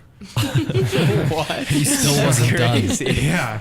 So man, I he didn't know was that. serious about this shit. That's great. I didn't know Yeah. that. And how does a long story like this like keep an audience entertained? Dude, 4-hour fucking movie. Like Two that's hours you for don't. it. You literally. When's the last time you saw even a 3-hour movie? dude, I know. I can't think of the last time I watched a It does 3-hour not long movie. happen. I It actually does not steer happen. I steer away if it's tough. Right. The Like, close- if I see, I'm like, oh, it's like 2:45. Yeah. Maybe I should watch something else. The most recent one I can Stop. think of right now is actually Wolf of Wall Street. Is that 3 Yeah, hours? That's like the 259. It's long. Yeah. It's But about- Scorsese can do that. Yeah, he can Silence absolutely See, there's do only a also few directors that can do 2:30, that. Yeah. But I'm saying like that's kind of what I'm getting at though. Like to you guys, like what do you think it takes for an audience to get entertained for so much? I mean you're developing stuff like what is, like why 3 hours? What does it take? Oh God. I don't know. I think you just really have to be into it. I mean, I watched this with some people that had loved this since like childhood, right? Yeah. So swore by the extended, and they're like, we can't watch anything else. And I'm like, I'm in a time crunch here. Like I don't need it, but they're like, no, you do. So I think it's, at a certain point, it just becomes like you really have to want to be sitting there for 3 hours. Yeah. Like when I Yeah. remember I saw Boyhood when I don't know, was that in high school still? I think Probably, that That was was in the it. last Yeah, like 3 years. Yeah. yeah. I think it was 2014. So, yeah, that makes sense. So like senior year. Yeah. When I watched that, I saw the runtime and I was like, what the fuck? And then you realize it took them 12 years to film, and I you're know. like, all right, I'll put and up with it. I was like Yeah. barely into movies, but my friends told me that it was really good, so I sat down and I watched it. I was like, this is the longest movie I've ever seen. But Really, Yeah. Boyhood was the longest movie. I've ever no, seen. but I mean, Boyhood's it's like what 3 hours? Is it? It's close. I guess it It's must be, pretty close yeah. to 3 hours. I mean, that and like Titanic. That's a long movie too. I actually won't watch Titanic again. I I mean, I might like swore in it off? 10 you years. have to like skip to the Yeah. you have Cuba to skip Gooding through Jr. the first or- act. Cuba Gooding. Wait, you're thinking what am I Pearl thinking? Harbor. Pearl Harbor. You're thinking Pearl Harbor. That's Separate That's a movie. terrible movie. That's one of my favorite scenes of all time. When Cuba Gooding Jr. jumps he's off on the the gunner, Titanic. yeah. There's supposed to be a Such a debate great now When he's between shooting the iceberg from the Titanic. there's starting to be a debate Yeah. now like Yes, what could be yes. better, Pearl Harbor or Titanic? But no, Titanic, yeah, dude, it's too long.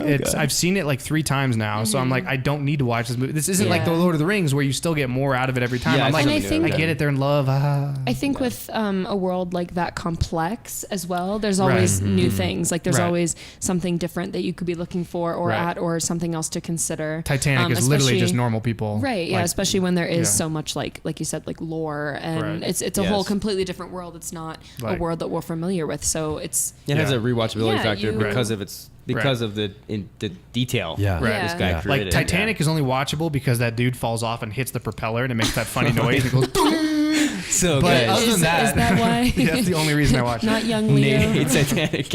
I know. It's just such a. Okay. I'm a fan. Draw me like one of your French girls. Oh, Rose. Okay. I'll never let go. Let's go. 3 seconds later. Thanks, Rose, you bitch. You paint me like one of your French girls. I'm pretty sure 2 people can fit on that giant ass wooden door floating in the ocean. You fucking hog. It's certainly possible. How do you really feel about it, though? Tell us how you really feel. Don't show your No, colors. but speaking of the world, filmed in New Zealand, a beautiful landscape, and that itself, that country just told its own story of its own. Like so many establishing shots, so much B-roll just from New Zealand. I mean, that's beautiful. I just love that they still have the Shire like They rebuilt there. for The Hobbit You can 'cause go they- Yeah. visit they the rebuilt Shire. it, Yeah. made They it do set. tours and all kinds of stuff. Yeah, I want to Yeah. go there at one point. I mean, New Zealand is On like my just bucket an list. amazing I want to go to the place. Titanic, actually. yeah, No, you New know, Zealand Eric, I'll is- hop onto that. I'll take that ticket with you. I fell in love with New Zealand because of this movie. I got on my list of places I need to go That's because of this movie. it's a because big, of these movies. It's a big reason for a lot of people. A lot of fans are like, now it's a tourist attraction. Like Yeah. New Zealand. Like who would have thought? Oh, they probably make so much money just from people who are like, oh wait, this is where Lord of the Yeah. Rings is filmed. Let's go there. Yeah. The Hobbit, you get 6 movies. Yeah. You get The Well, Hobbit to be too. fair, The Hobbit kind of makes people not want I to go mean, there. if you have a landscape that's like recognizable, I know that in the new Star Wars The Force Awakens, the island that they go to at the end, that's off the coast of Ireland, I believe. Yeah. And they have all kinds of like, I mean, you can ferry out there. And one of my friends went there and like took pictures. I was like, what? It was weird. It looks just like a spot that one of the episodes of Game of Thrones was filmed at this season. And I was like, wait, is that where the last? Well, the Jedi? Even Game of Thrones, like you could go to Dubrovnik in Croatia, and you can take like tours of where they filmed there. It's crazy. And, yeah, it's insane. Well, that's interesting that you say that because I mean, that film hasn't even been like made yet. Like, no, there's nothing been put on the island yet. Like, nothing's been. Well, no, I mean, he's at the end of Force Awakens. I'm saying. No, right. All right, well, You've I only don't want to seen spoil it anything, like the once. but I'm saying like. Whoa. Yeah, you kind of gave it away. But what? Okay, so she goes to an island at the end of Force Awakens. Oh no, now the movie's ruined. Force Awakens, there's an island, guys. There's an island. No. But I'm saying that it's called the island. Nothing is really actually. happened. Ewan McGregor was in a movie called The Island. And what's Kate? Who is it? No. It's the blonde chick from. No. It's Naomi Watts. No, I don't think so. Isn't it the blonde chick from like Kangaroo Jack? Did you ever see that movie? I know The Island very well, but. Maybe not. No. Maybe it was Naomi Watts. Okay, it's definitely Ewan McGregor. Here's what I'm saying. It's a different episode with the Titanic. Here's what I'm saying. That film, like, there's nothing been actually structured on that island. Yeah, it's just the fact that it's only been seen in get Star this- Wars like for 3 seconds. Yeah. Like, But people to be fair, die hard. That helicopter shot was really cool though. At the very end of Force Awakens, where they're like moving in opposite. No, that was sick. I'm not arguing with that. I'm just saying With like us. that No, just yeah, amazes me holding- that Right. amazes me that people are doing that out in Ireland like that. And so now New Zealand has just become such an attraction. Like so many different things are like that. Where in Albuquerque, like Breaking Bad is a huge thing now, and that's what brings in a lot of income. And same with New Zealand, I'm sure, because like I mean, a lot of us here would probably go there just because Lord of the Rings was filmed there. Yeah, I would absolutely If I'm go going there. to New Zealand, I'm going to pay for the tours and do the whole thing. And now you're seeing like I'm doing that. Now you're seeing like the scenery of the country. Like it's just absolutely beautiful, and you're like, why wouldn't I want to go to that beautiful destination? Well, that's what I loved about Lord of the Rings so much. Is I feel like in The Hobbit there was so much more CGI over the landscape. Yeah. Like they were trying to make it look like it's a mythological land when it's like in Lord of the Rings there was just these wide landscape shots of people just walking on mountains, but it's like that's really there somewhere. That's New Zealand, and that's a real crazy. shot. Someone was on a helicopter with a camera filming that. Like that's all real. those sequences where you see Aragorn and Legolas and Gimli running. First of all, it's a kid. Whatever kid is playing Gimli for those wide shots, right? And they're just like sprinting, and it's like probably like swoop around. I'll do another pass. Just keep running, guys. Just walking, like, on walkie-talkie them, like keep running. Yeah, that's I know crazy. that those are my favorite scenes or shots when it like with the hobbits when it would cut to the wides and you see could see the little hobbits like little people jumping around on we people. talked about that earlier with the wides and the close. I noticed with Peter Jackson. With the Lord of the Rings specifically, he rarely ever does a medium shot. Yeah, and specifically it's all close up or wide. Specifically because you have actors who are 5 foot, whatever, 6 feet tall, playing. You have to 3 force feet tall, perspective, and they have to force it. And the other shots where they don't do it, where they're sitting together, where you have the over the shoulder, and you can see their hand on their shoulder, and you see. Yeah, his hand's pretty big for a guy who's 3 feet tall. Right. And you notice it, those moments, the little ones, like if you really pay attention. But it's weird that I'm watching it and I'm like, wow, there's so many wides and so many close-ups. There's not a lot in between because he had to. I know. Can you imagine having to film an entire movie where you can't just every shot has to be thought. You have to think about how your actors are going to look in the shot, and you have to like angle it so that they look tiny and they look big. But you have to do that the entire movie. So every shot you think about has to run through that filter. Every cross, every coverage shot, every two shot. You can't just get some B-roll real quick. You have to swap the Seriously, actors. They swap the actors every single time. That's like the amount of time it took to film, how many takes they had to do that. Right. Which is insane that this movie was shot on a $96 million budget when The Lovely Bones was shot on a $65 million budget. What? And they filmed, That's I mean, it's insane. Where'd all that money go? Probably to Peter Jackson. So was it? Yeah, actually, probably right. A big chunk of it. After those Oscar noms, Was it like 65 million for like each movie? It was. Well, no, this was 95 million, but it was just for Return of the King. Yeah, I think together it was probably like 200 million or something. Makes sense. Yeah. And that hasn't been done until together, James Cameron. Now it hasn't been done that I know of where someone's done 3 movies in a row. What did he do? Oh, you mean Avatar? No. Like what he's doing with Avatar? Like, this never happened. Like the first time, and it's only has it never? Now. I mean, I know it's super rare. I don't know if it maybe. I can't think of a trilogy that was. I mean, the Matrix Reloaded and Revolution were shot. Right, but the first one wasn't. But the first one wasn't. Right. So I don't know of another trilogy. This is massive. Like, what if the first one flopped? What if everybody hated it? Right. Oh, we have 2 more movies. That's the risk that they had to take from New Line. And that's the crazy thing. Yeah, New Line Cinema made like $1 billion off this, and this saved their company. They $200 million. They were going to go bankrupt if this wasn't successful. Well, that's what I'm saying. Like, I think that's why they just took a risk. They're like, fuck it, we have to. Yeah. It's a gambling. And they have to choose a director that's like affordable enough to where like he's willing to take the risk of this, and so many others have to take a risk. I mean, you're signing a contract just to go away for 2 years. Actors, everybody. Like you're home away from home now. But the craziest thing is that, like, in all the behind the scenes footage I see, every single shot has Peter Jackson in it. Like, no matter who you're talking to the art department, you're talking to blah blah blah. Peter Jackson is always there, like doing something. Doing stuff. It's like I can't imagine he did lived that and breathed this for. It's like years. they made the right choice. Another thing too is that there was a lot of second and third unit stuff too. Like, and you had specific directors for Andy that. Serkis was a second unit director. Yeah, same for The Hobbit. For The Hobbit, I don't not about this. Not for the trilogy. No, Maybe not for Lord of the Rings. But he was for The Hobbit. But so what they would do is they'd have like an A team, B team, C team. So like A team would get like the main shots, of course, of all the characters in the film. B team would get like specific cutaways, and then the C would be just like the helicopter shots, basically, of all the establishing. And so there's a lot going on in this film, a lot going on in this entire production. And also to note, Peter Jackson's company, Wingnut Productions, was a part of this all the way through. I mean, he was very much a part of it, and I think that's what it really takes to make such an epic like this, is that you have to just, like you said before, Hannah, you just like, even the audience has to say like, I'm willing to risk 3 hours of my time to watch this film. I'm willing to risk 2.5 years to do this film, just because and a guy like Peter Jackson too, it's like so prevalent where it's like, this guy wanted to do it. Yeah. There's no other way. You know what I'm trying to say? I don't know where I'm going with this. No, I know where I was going with it. I was trying to end somewhere. But now let's get into the story a bit. Let's kind of dive into the story a bit, because I sort of picked this out from this viewing, and I want you guys' opinion on it. But it's very much a story. Okay, we got the main story. Frodo is delivering the ring to Mordor to destroy it. Okay. There's so much more. Okay, first of all, in the 9 hour, many layers. It's not even so close. many layers. I think it's a story of greed.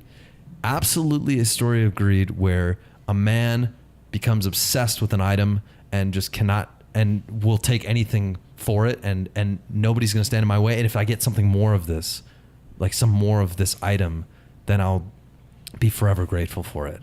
I don't know. What do you guys think of that?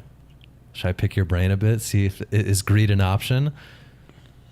I had never thought about that. You talking about like Gollum specifically, or I'm just Bilbo, talking about like or Sauron? I mean, from what I noticed from this viewing is that everybody obviously everybody wants something, but everybody like really needs this to happen, or else like this is just going to be the death of them. Like, they're willing to die for all of this.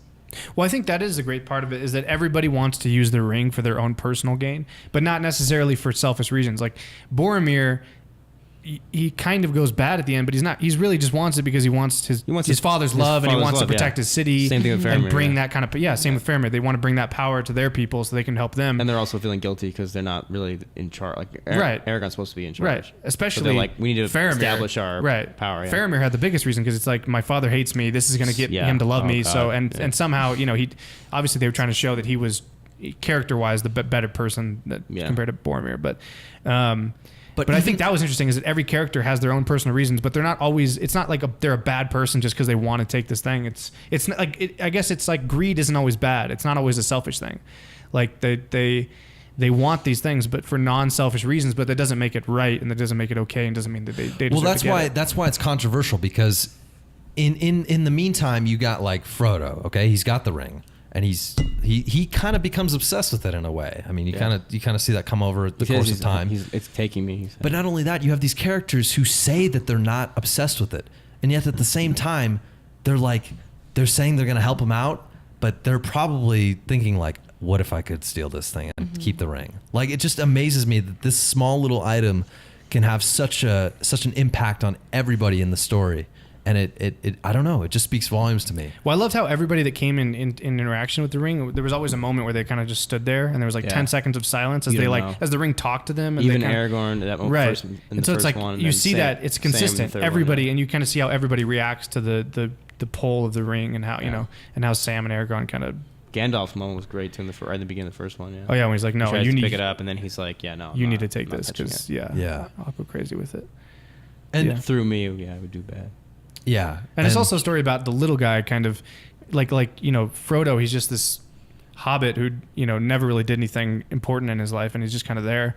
But it's like you need somebody who's not like he's the perfect person because he's so out of who you would expect. He's not some great warrior. He's not some great whatever who's going to take it for his people. He's just some guy who was given this quest to save the world, basically. And it's like that's exactly the type of person you need. A normal person who isn't going to try to take it for personal gain, even though at the end you kind of have that flip thing. But that's why Sam's there. Well, and you think like Sam was willing to help him out all along the way, and then it was interesting seeing the sort of the tides turning, where it's like Sam giving the ring back to Frodo, and at the same time Sam's like, well, maybe I should just take it, like, and keep it. Yeah. But the interesting thing is, Sam isn't saying that because he wants it. He's saying it because he wants to protect Frodo.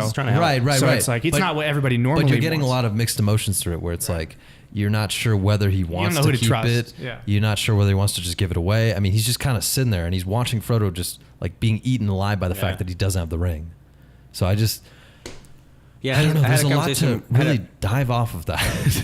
As I say, I had a conversation with my brother about this years ago. About this is Sam's the hero. There's no other. Right. In our minds, Sam is the hero. I mean, he's the only pure good in the film. Yes. I mean, Aragorn's probably close, but Sam's the only one. So you have the little guy who's overcoming big, even the smallest. Right.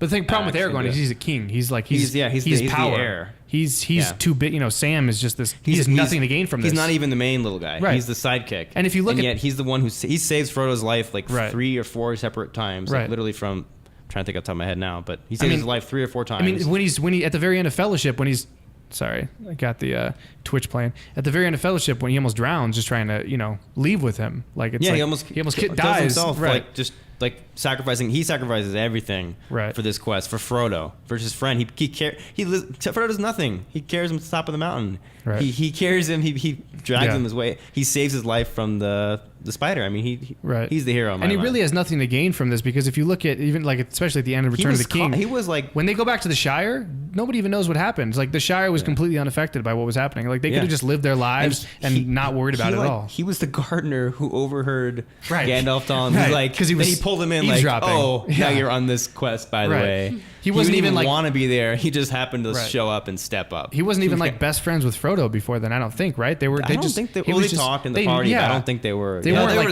He was the gardener. They were good friends, but they weren't. They weren't like as close as. But then it's like he sees this as like his quest to protect him, and it's like he's the only one that doesn't back down. Frodo's got like an obligation. Bilbo is his uncle. They left it to him. He's heard his stories. He's got like an obligation. Right. And Aragorn's an heir. Legolas is like a prince, whatever. Gimli's like the leader. They all have like Gandalf's like one of 3 wizards. Like they all have like a. Sam's doing it because he promised he would. Sam's just like okay, I'll just do it. And then Merry and Pippin kind of just they're very similar actually in a way with their and towards the end they get more like fuck it, let's go. Like, and with Eowyn, with the Eowyn, that whole sequence with is it Mary or it's Mary? Mary is Mary and Eowyn. Right, their whole thing. That's great. But Sam's the only one who's like I love their arc. I like how they kind of came out, and even especially once they separated and they kind of had their own raising moment. And then they get back together. It's like I am no man. So good. Yeah. Anyways. Strong female characters. Yes. No, definitely. Oh yeah. And that's just what I want to sort of talk about more is the fact that these characters and actors work as an ensemble. I don't think anybody was out of the ordinary. Like, wow, this is overshining everybody else. Like, I cannot compare this to anyone. Some might even say they work as a fellowship. You could. I mean, I wouldn't say that, but some might. You could put that into perspective and say, like, yeah, that could work. Yeah, I think that's kind of what the goal was for the whole film. Like I kind of keep being a broken record here, but it's like they're taking the risk and they become such a huge family and they don't want to let it go, and it's almost becoming their own obsession. Like, I want to keep making this movie. I want to keep going to Mordor and I want to destroy the ring with some more. Like, see how much more we can do, like to create an impact on this film. Like, they just wanted to keep going through with it. That speaks volumes. Especially coming from like a 9-hour epic. Like, how do you ever expect to make that movie like entertaining and successful? Like it just, I don't understand that, and it really just, it baffles me. It really does. I got a question for Anna. So like, when on first view, the first movie, you're establishing so many characters all at once, and then there are the Fellowship after that meeting, right? And then the second movie starts, and like, oh, there's like Rohan things here. Oh, there's like Gondor's here. Like, who are all these other people? Was that like this too much for you at all, or was it was just an extension of, oh, this is what they're doing? They're just expanding this universe even further. If you want to think about it as like, I mean, that's like exposition, like kind of. I don't want to say like act one because each of them is they're obviously their own films, but overall then it made sense, but it was a lot just in general because I was like God, these movies are so long. But it made sense. It wasn't, you know, it's just extension of this world, like okay, there's all these, like, now I know who they are.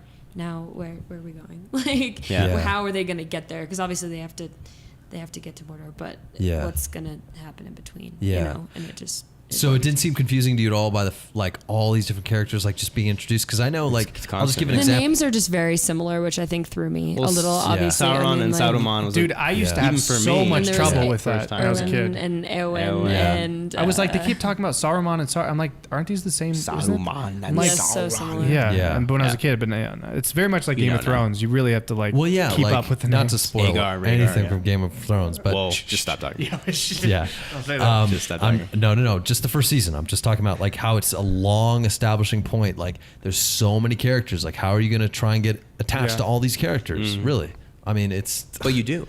Exactly. Yeah. And so I think that's what really makes you want to rewatch it. Cause it's like, there's so many characters that I loved in this movie. Like, I don't know who to really look towards next, but I'm going to kind of, watch this film for, my entertainment and see where I go next with it. I mean, there's so many different things so many different avenues you could look at where you could go through the music route, you could go through the characters route, you could go through the story route, you could go through the directing route. There's like an immense amount of power towards that.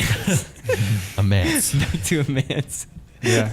I think this is probably the greatest trilogy of all time.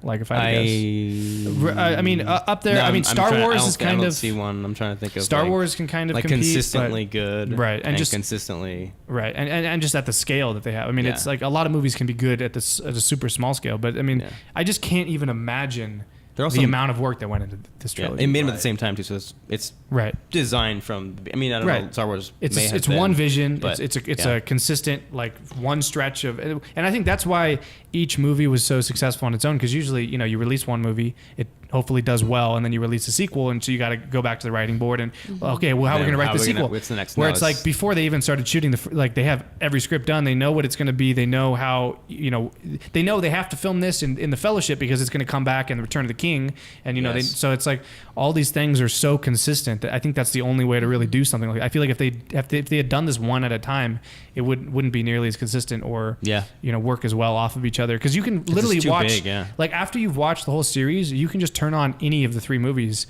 and it's not like you have to watch the first one and then the second one to really but it's like you can get into a movie on its own.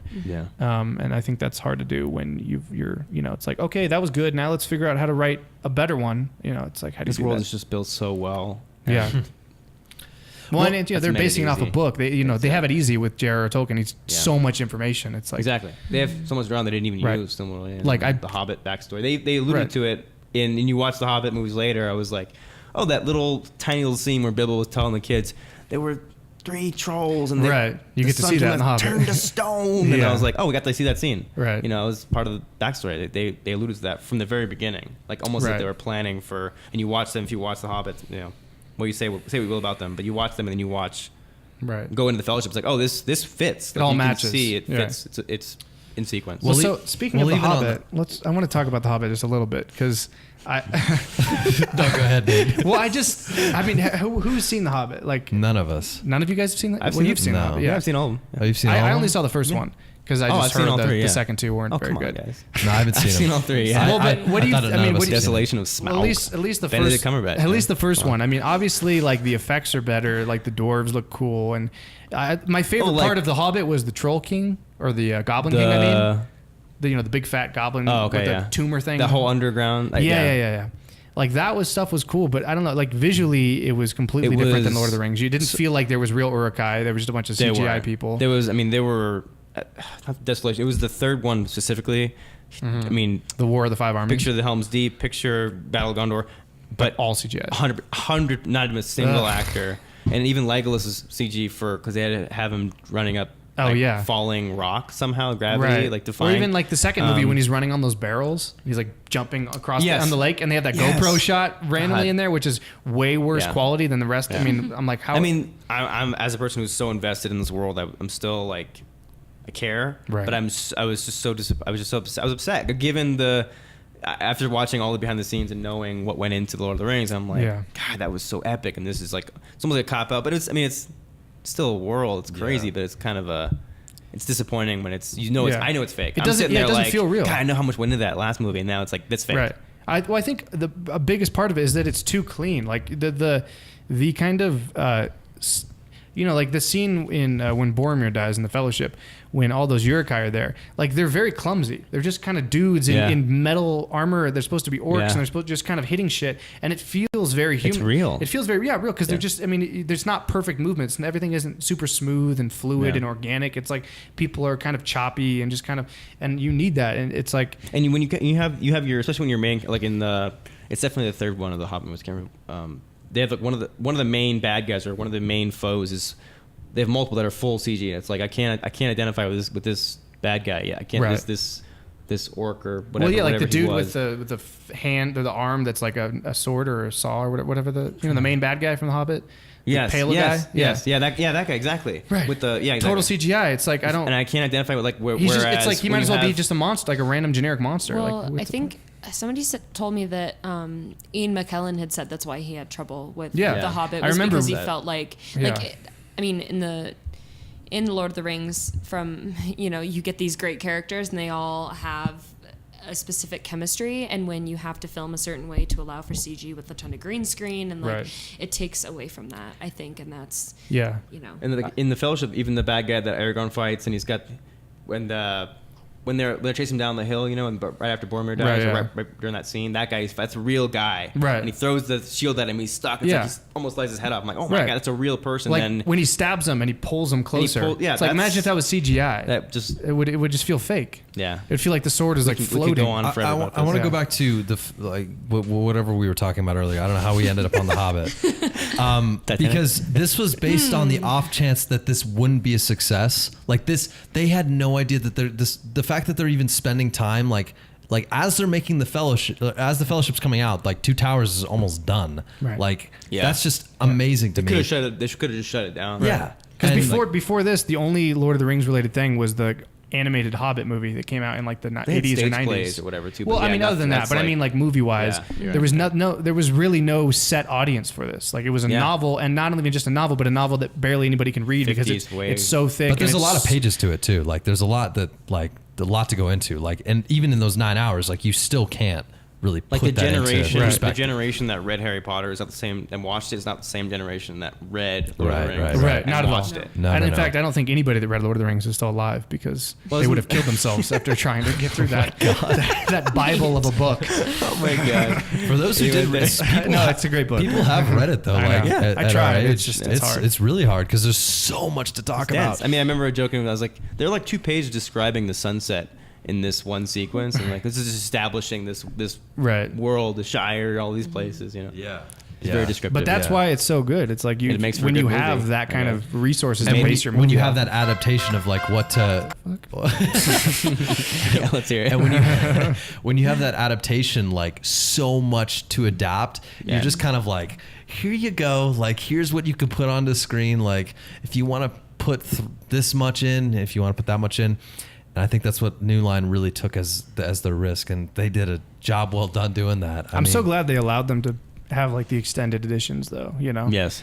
Like that's basically the director's cut, and it's like that's where it's really at. I mean, there's so much good content in there. I mean, even watching all the behind the scenes are double whatever the movie is. It's amazing. The length. Yeah, so much content. It's so worth it though. Do they have a commentary version, like a director's commentary? I feel like watching 3 hours of commentary would be 9 hours. Surprised. Would be insane. Yeah, that's a lot. I didn't watch the extended versions this time. Like, did it? It's been a while. Actually, I'm interested to go back and see what because I know for sure those scenes are in my head. They're in the movie. Yeah. So I got to go back and see like, oh damn, they cut that scene. Like That's like when you watch Harry Potter on DVD and then it's on ABC Family and they have the extra scenes and you're like, wait, am I dreaming this or is this really happening? Oh, this is reality. Okay, Yeah. I'll just move right into it then. Yeah. No, I don't know. I mean, there's so much more for them to go into. I mean, like the fact that they have like so much to write about, or excuse me, just like so much material to so draw much from. material to draw from. Exactly.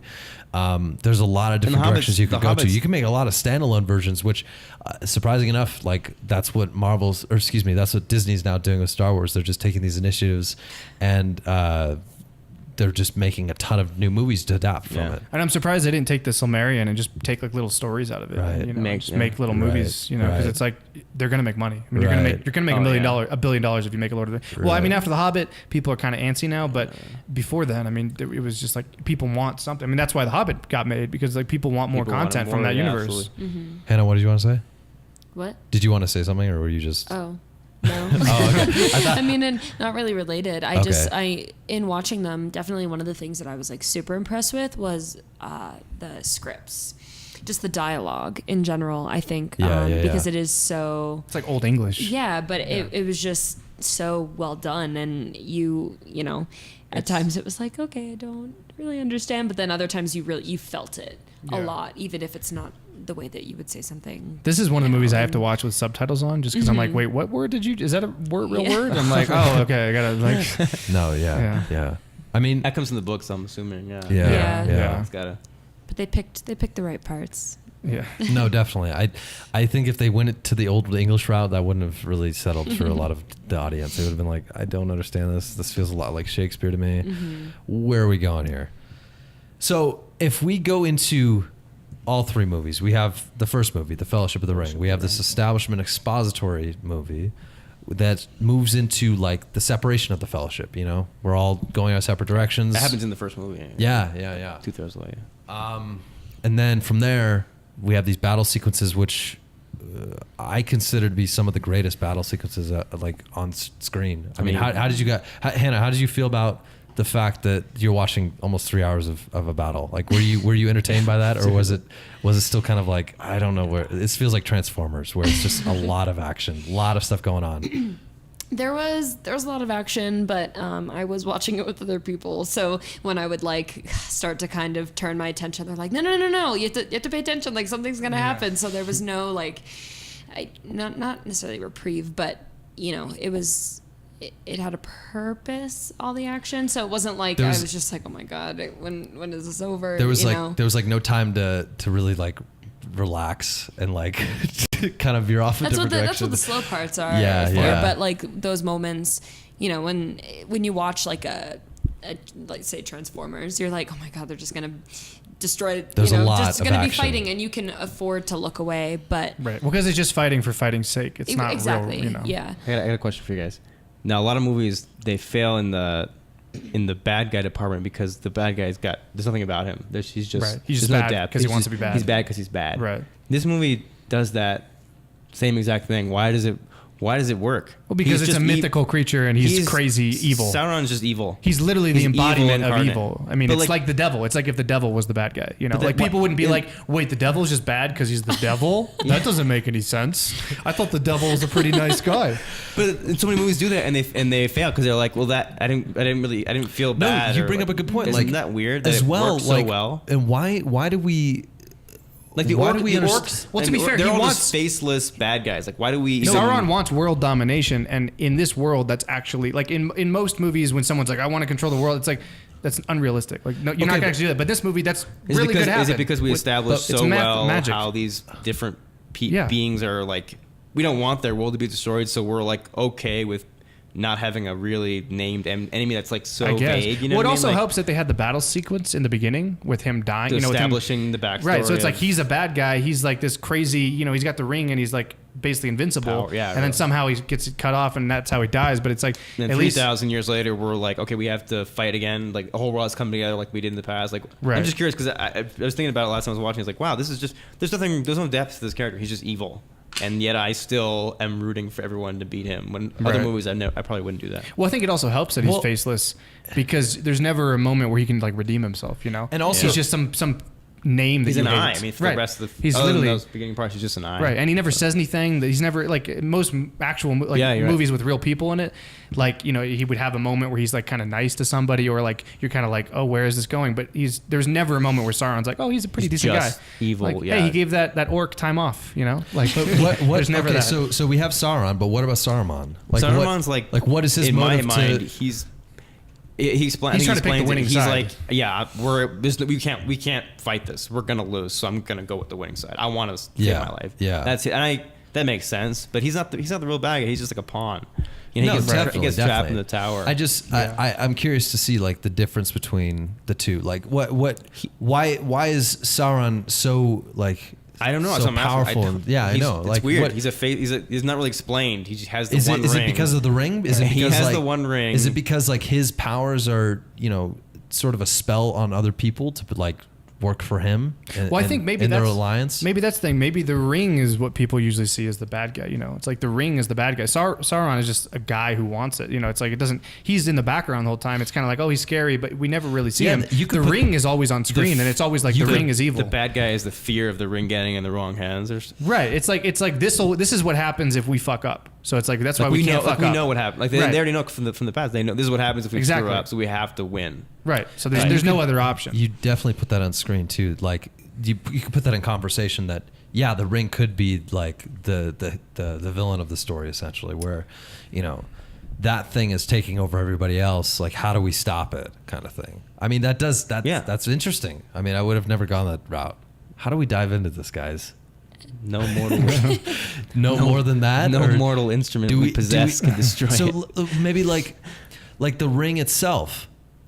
I mean, how does that take over somebody? Is it just based on the voice? Is it based on when they put it on? They never really explain. Right. Is it just an all-around thing? It's like everyone's just drawn to it. What does the ring do? Yeah, what exactly is it? Does it make you invincible? Because they know he's fighting and he's like whipping guys. But that's the thing. He gets his fingers cut off. So it's like, is that your one weakness? It's like if you get your fingers cut off, you're done. You but would it's think like of the ring, you'd have like strong fingers. No, what does the ring do necessarily? Like is it just a symbol of I'm in charge, like I'm the most powerful thing, or I don't know. It's weird that it's kind of not explained, and yet we all really understand and somehow we care. Well, it's also that it's that he can control. Because remember in the beginning they talked about, you know, the 9 rings were given to the Elven kings and the King of Men and stuff. He can control all of those. Like those are the Nazgul, you know. So the Nazgul. They are. So he can control them. And then I'm assuming that during the battle it gives him some sort of superhuman strength. Even those rings aren't really. They're like they gave him rings, and then those are kind of like little. It's like a symbol of you're in charge. Like and then he made one that controls everyone. Right. And then he's like, this ring somehow controls them, but it's not. Again, it's not, I don't know. It's not explained. Right. It's kind of like. Have you seen? Did you see Kingsman? Yeah. Secret Service. The Secret Service. Yeah, it's kind of like that where. Like everybody gets the cell phone SIM card, and then he has the one main thing that can control, you know, everybody. So I feel like it's kind of like that, you know. It's like he was, you know, he's just take this gift, but it's really now we have our third villain, Gollum. Gollum, yeah. How do you guys put him in the story? Like, what is he considered to be as far as like this arcing story? Like, is he just some dude that just wants the ring?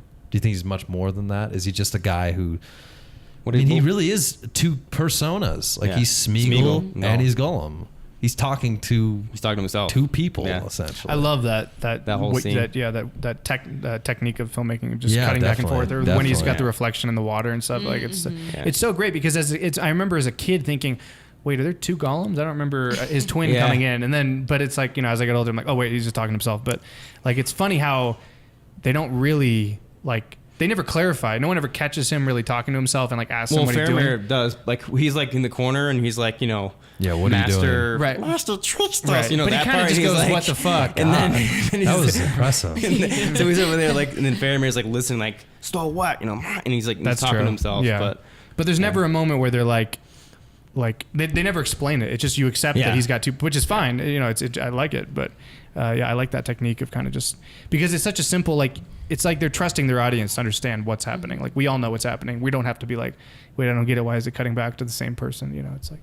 Yeah, that was a great scene. I think it was after he first. Right. In our chat, they said how Sauron is in the ring and it corrupts people, rather He than said the ring is part of Sauron and it corrupts people. right, right. So essentially, like Sauron is the ring. So like, Right. we Okay. could Like he's trying to get back to himself. We could basically. describe it as two different villains. So but he is. in he's reality, evil, and Right. the ring is. Well, it makes sense because the eye is just the physical embodiment of his soul, basically. Like he no longer has a physical body, so the fiery eye is his body. So the ring is kind of his body too. You know, it's like he has no physical body, so anything that is a part of him is kind of part of his body, and he's trying to get it back to Mount Doom so he can kind of recreate himself. But so he needs. It's kind of like Harry Potter and the Horcruxes, with Voldemort. It's like I was definitely thinking it's like every time he creates something, it's like it takes a part of him, and it's like when he gets it back, he's getting that part of himself back, and he can regain his strength by taking all those items that are part of him back to him.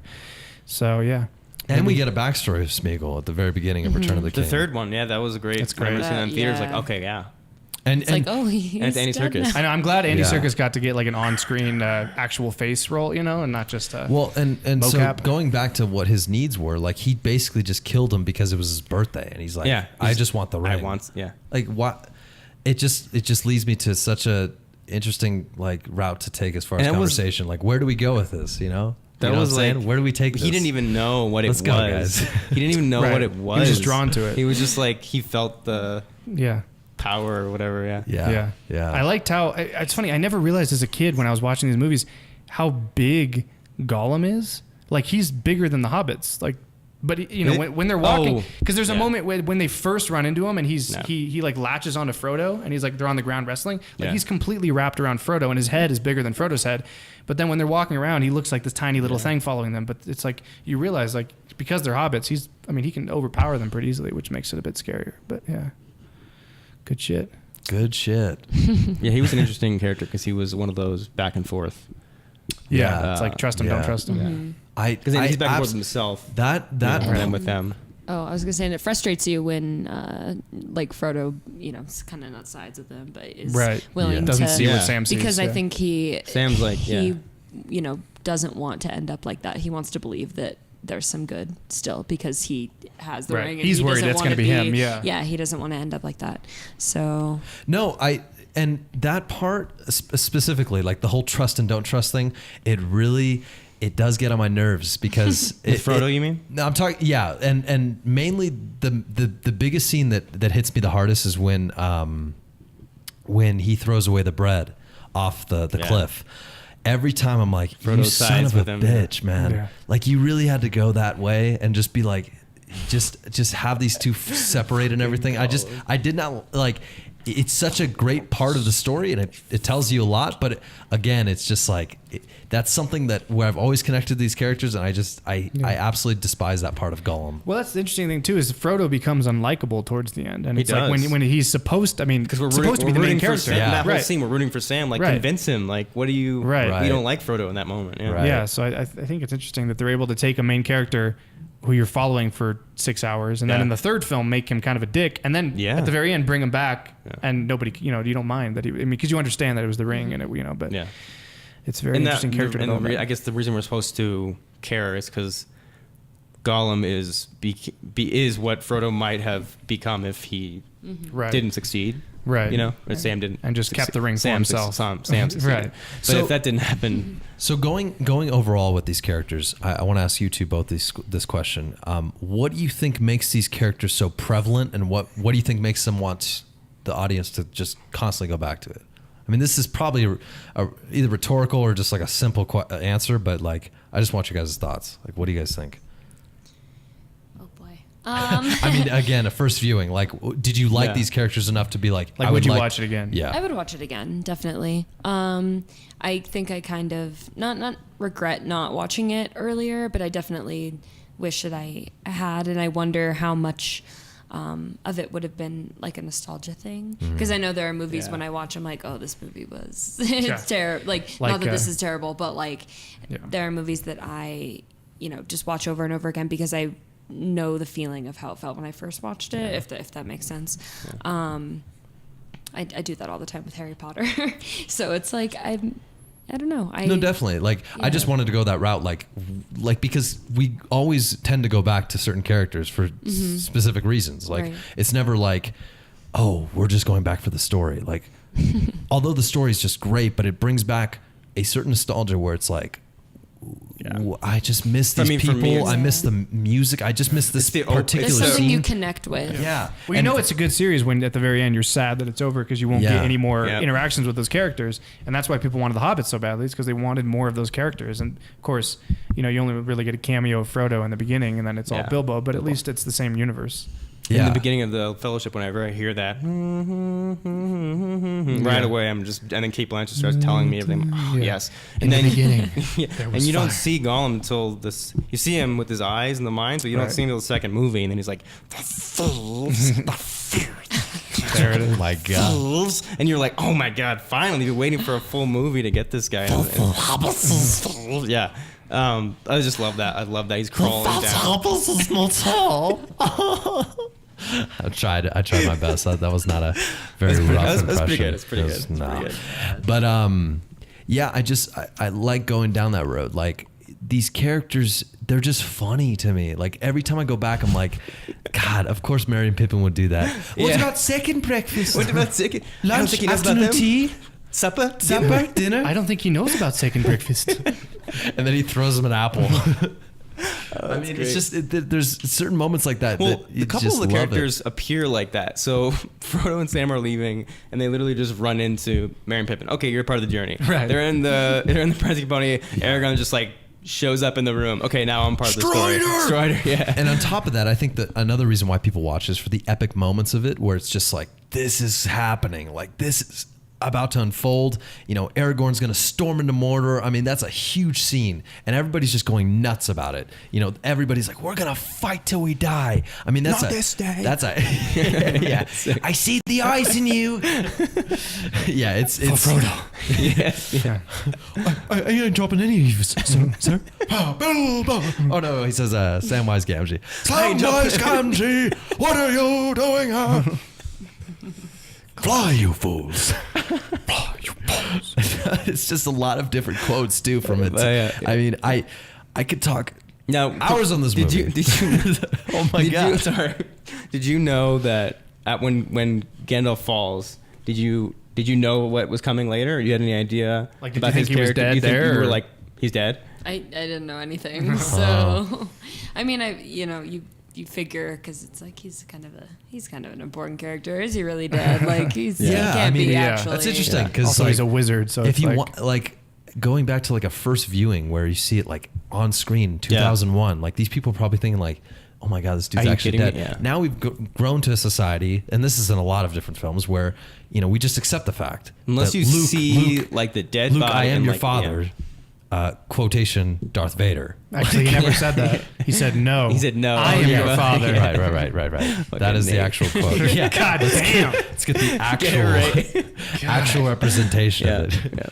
But yeah, I mean, a lot of different things part of that. Well, speaking of Star Wars, I feel like this is the only trilogy I can think of that has the same cultural impact as Star Wars did, but much more modern and more recent. It's a lot more like, I mean, the recent, 70s, Star Wars changed science fiction forever, and now it's like Lord of the Rings is the it drew standard. a whole new generation. Lord Where of the it's Rings like, wow, we're going to be fans of this. Lord of the Rings was my coming of age, like Definitely. Like the music, just everything about it was what formed a lot of my love for movies. Definitely. No, you're absolutely right. I was a tween when these came out. These movies specifically, when I saw them, I was very young at that age, but these were definitely the movies that I appreciated the most out of like any films, and I was sure why, and now I've kind of grown accustomed to it and grown older of it, and that's definitely a reason. Like much to add on to it. A friend of mine said, "Hey, do you want to go see Lord of the Rings?" And I was like, I think it was 11th, the first one, and I was like, "Oh, what is it about a ring? Like, I don't want to see that. I don't care about that." But that was like the moment where I was like, I'm never gonna judge a movie by its title or what I think it's like when you do those things where Lovely Bones, what's it about, Yeah. Never again judge a movie based on the title or what I think it's about. Right. Or what I know preconceived notions. That's kind of a reason why we do it too, is because like you're given this title and immediately people are like, I don't want to see that movie. Yeah. Because I was you could say Lord of the Rings, you could say literally anything. You could say Sink, and they're gonna be like, that is the dumbest title I've ever heard. I'm not watching that movie.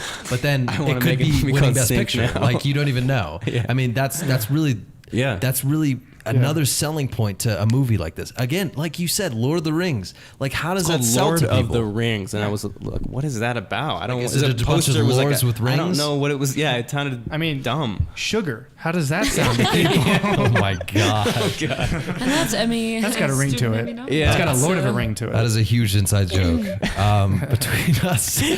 But yeah, I kind of want to close off here because I think we've literally centralized around everything. I don't know what else there is to talk about. Actually, the music we didn't talk about much. Music. Going to you, Eric, real quick, because you're quite the fanatic of score. I used to. Wait, do you make music?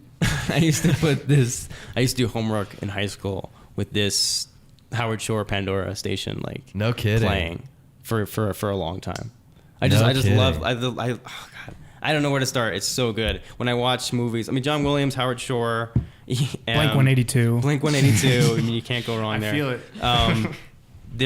Even like the Home Alone theme from John Williams, like certain themes stuck with Jaws. me. Jaws, and then but this like, every single theme for each character. When I hear the Shire theme, you know, when I hear that opening theme, when I hear the Sauron, the tower. What's what do you mean? Oh my God, Which song? Where the Sauron lives. Not Mordor. Isengard. Yeah, Isengard. When I hear that theme, when I hear Rohan, when I hear all the themes, I'm just like I picture It brings these you worlds. back. Yeah. It brings me right into it. Though I think that's something that The Hobbit did well is in the first one, the Misty With Mountain song. The Misty Mountain song. Dude, yeah. that's a great scene. That's- I mean, it's very oh my God, chilling. it's so good. That's like a guitar scene, right? Like I haven't seen. No, they're all singing. It's like they're all singing, acapella. right? Acapella, full Yeah. acapella. That's Misty another great part of Lord of the Rings.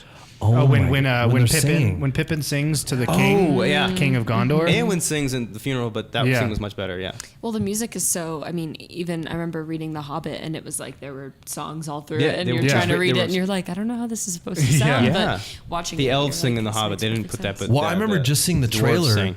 Because the reason I didn't watch those movies is because they got received poorly, and that's on my part because I really do need to see those movies regardless.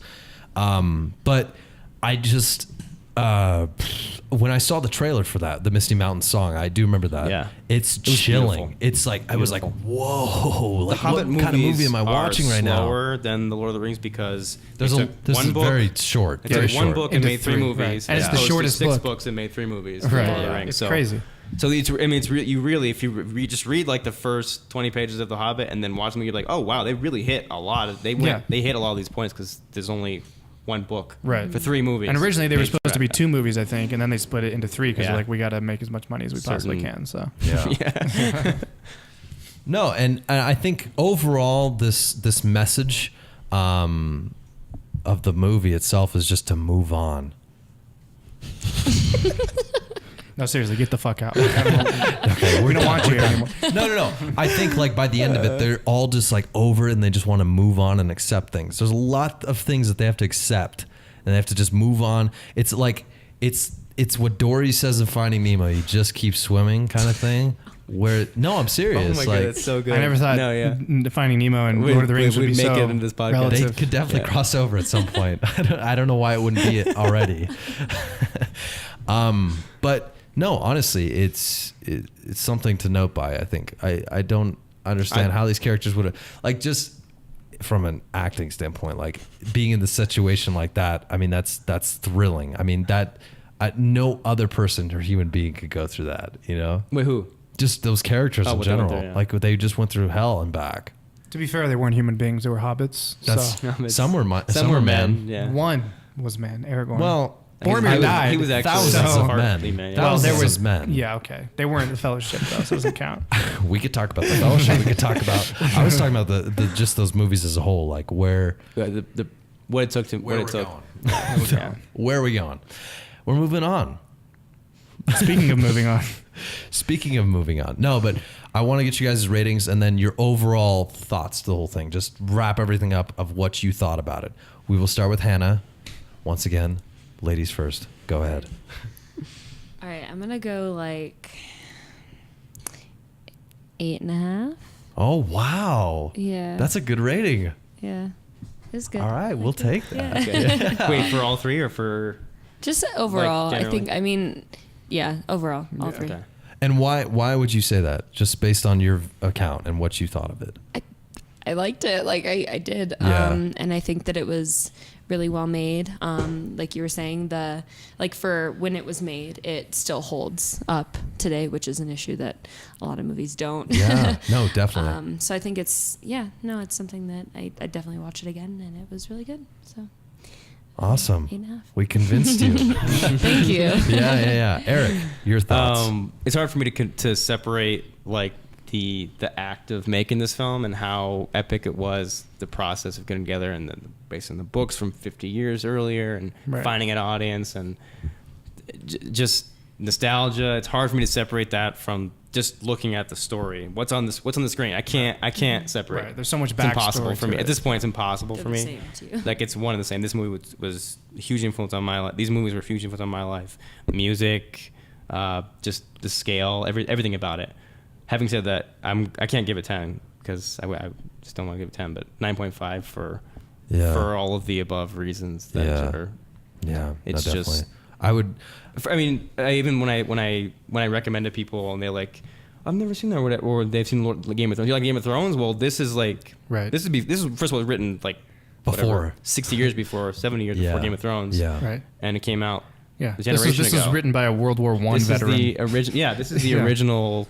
If you like Game of Thrones, this is before. This is what inspired HBO to want to take on a project like that.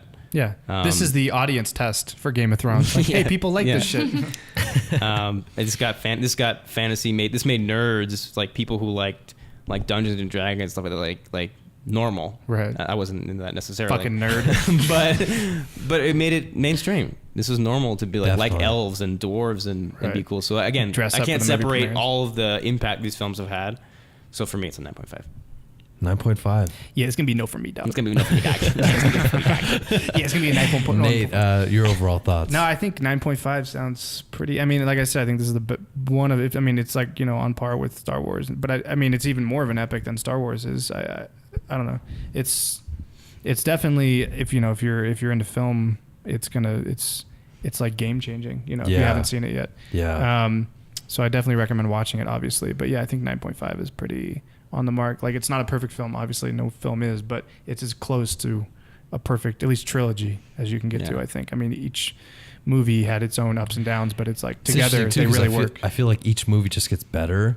Like, a lot of trilogies don't do that, where it's like one will be way better than the other one. Almost unanimously, every trilogy, people say the first is the best, but it's hard to.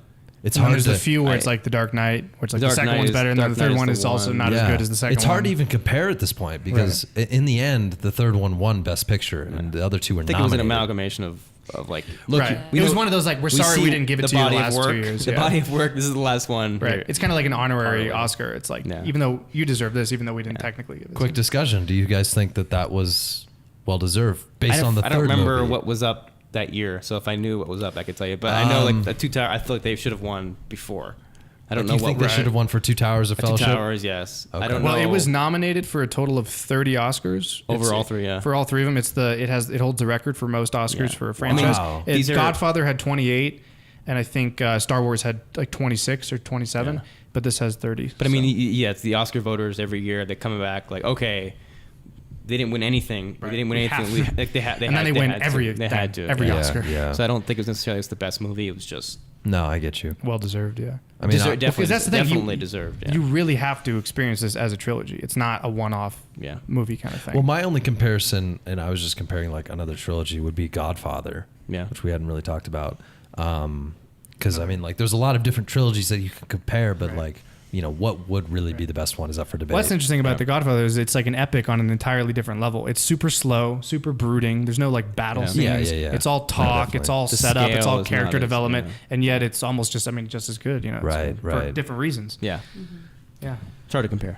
Yeah, I'll have to tag along with you guys. 9.5. This has just been a big thing. Which I think is the highest we've ever. I think 9. Yeah, maybe 9.5. I think it's 9. I think it's just solely because we've watched it so many times, us two, and just seeing it another time, like this whole trilogy, is just something that I just can't pass up on. Well, the fact that we can watch 11 hours of a trilogy we've seen 5 totally times, 10 times already, and it's like, now, when you guys saw it in theaters at all, or was it later? I saw it. I saw it in theaters, and then we bought the DVD set and I watched it like 30 times. I think as a I kid, did the same. Yeah, I would guess that a lot of like us would have a similar like someone coming later. You know, like we nostalgia is making where our it's at, score yeah. is Yeah. raising. You know. Yeah, no, definitely.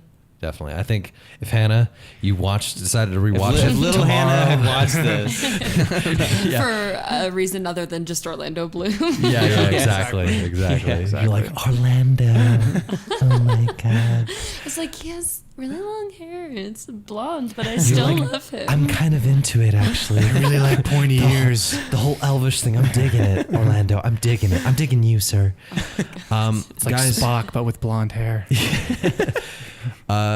Thank you guys both for coming on. It's been a privilege. This has been fun. Yeah. I can't believe we talked for, I don't even know how long we were on for. 2 hours and 22 minutes. 2 hours. Something like that. Thank you guys so much for taking your time and everything. We really appreciate it. Now we have to talk about your next director. Yeah. Oh, you decided? Were you looking up the whole time? That's what I was on my phone for, because I was trying to find my director. He was just like, God. Keep talking. All right. So Keep rolling. the We're not done. the director for next week is going to be Brian De Palma, who Oh. directed Surprised you Scarface. haven't hit that one yet. Scarface is his highest rated film. And let me switch to his lowest rated. Let's see. His lowest rated is The Wedding Party, a 1960. Nope, that's directed by multiple people. Never mind. No, Home Movies, 1979, 5.2. Oof. Home Movies. So Scarface and Home Movies. Okay. Yeah. Excited for Scarface. Yeah, have you seen it before? Not the full thing all the way through, no. Really? Yeah. It's one of those movies I got to see. Well, we're in for another 3-hour movie. Can never shake it. Yeah, I mean, it's a great Pacino performance. That's an epic, right? That's an epic. That is an right? epic, too. Mm-hmm. Say hello, my little friend. My name's Tony Montana. Oh, you talking to me? You talking to me, huh? No, thank you guys for coming on. We really appreciate it. Tune in next week for Brian De Palma as we talk Scarface and home movies. Once again, this has been another episode of BWB. I am Austin Gold. And I am Nate Jones. And we will see you guys all next Wednesday. This coming Wednesday, I guess now. Wednesday at 6 7. days from now, we will be there for you on this website, twitch.tv/BWBpod. So make sure to follow us and enable notifications so you get one when we go live. When we go live, baby. When we go live. All right. Take it easy. Take it easy. Have a great night. Can you drag it out some more? I don't want it to end. Please don't end. No, thank you guys. We really appreciate it. We'll see you guys next time. Yeah. Bye-bye.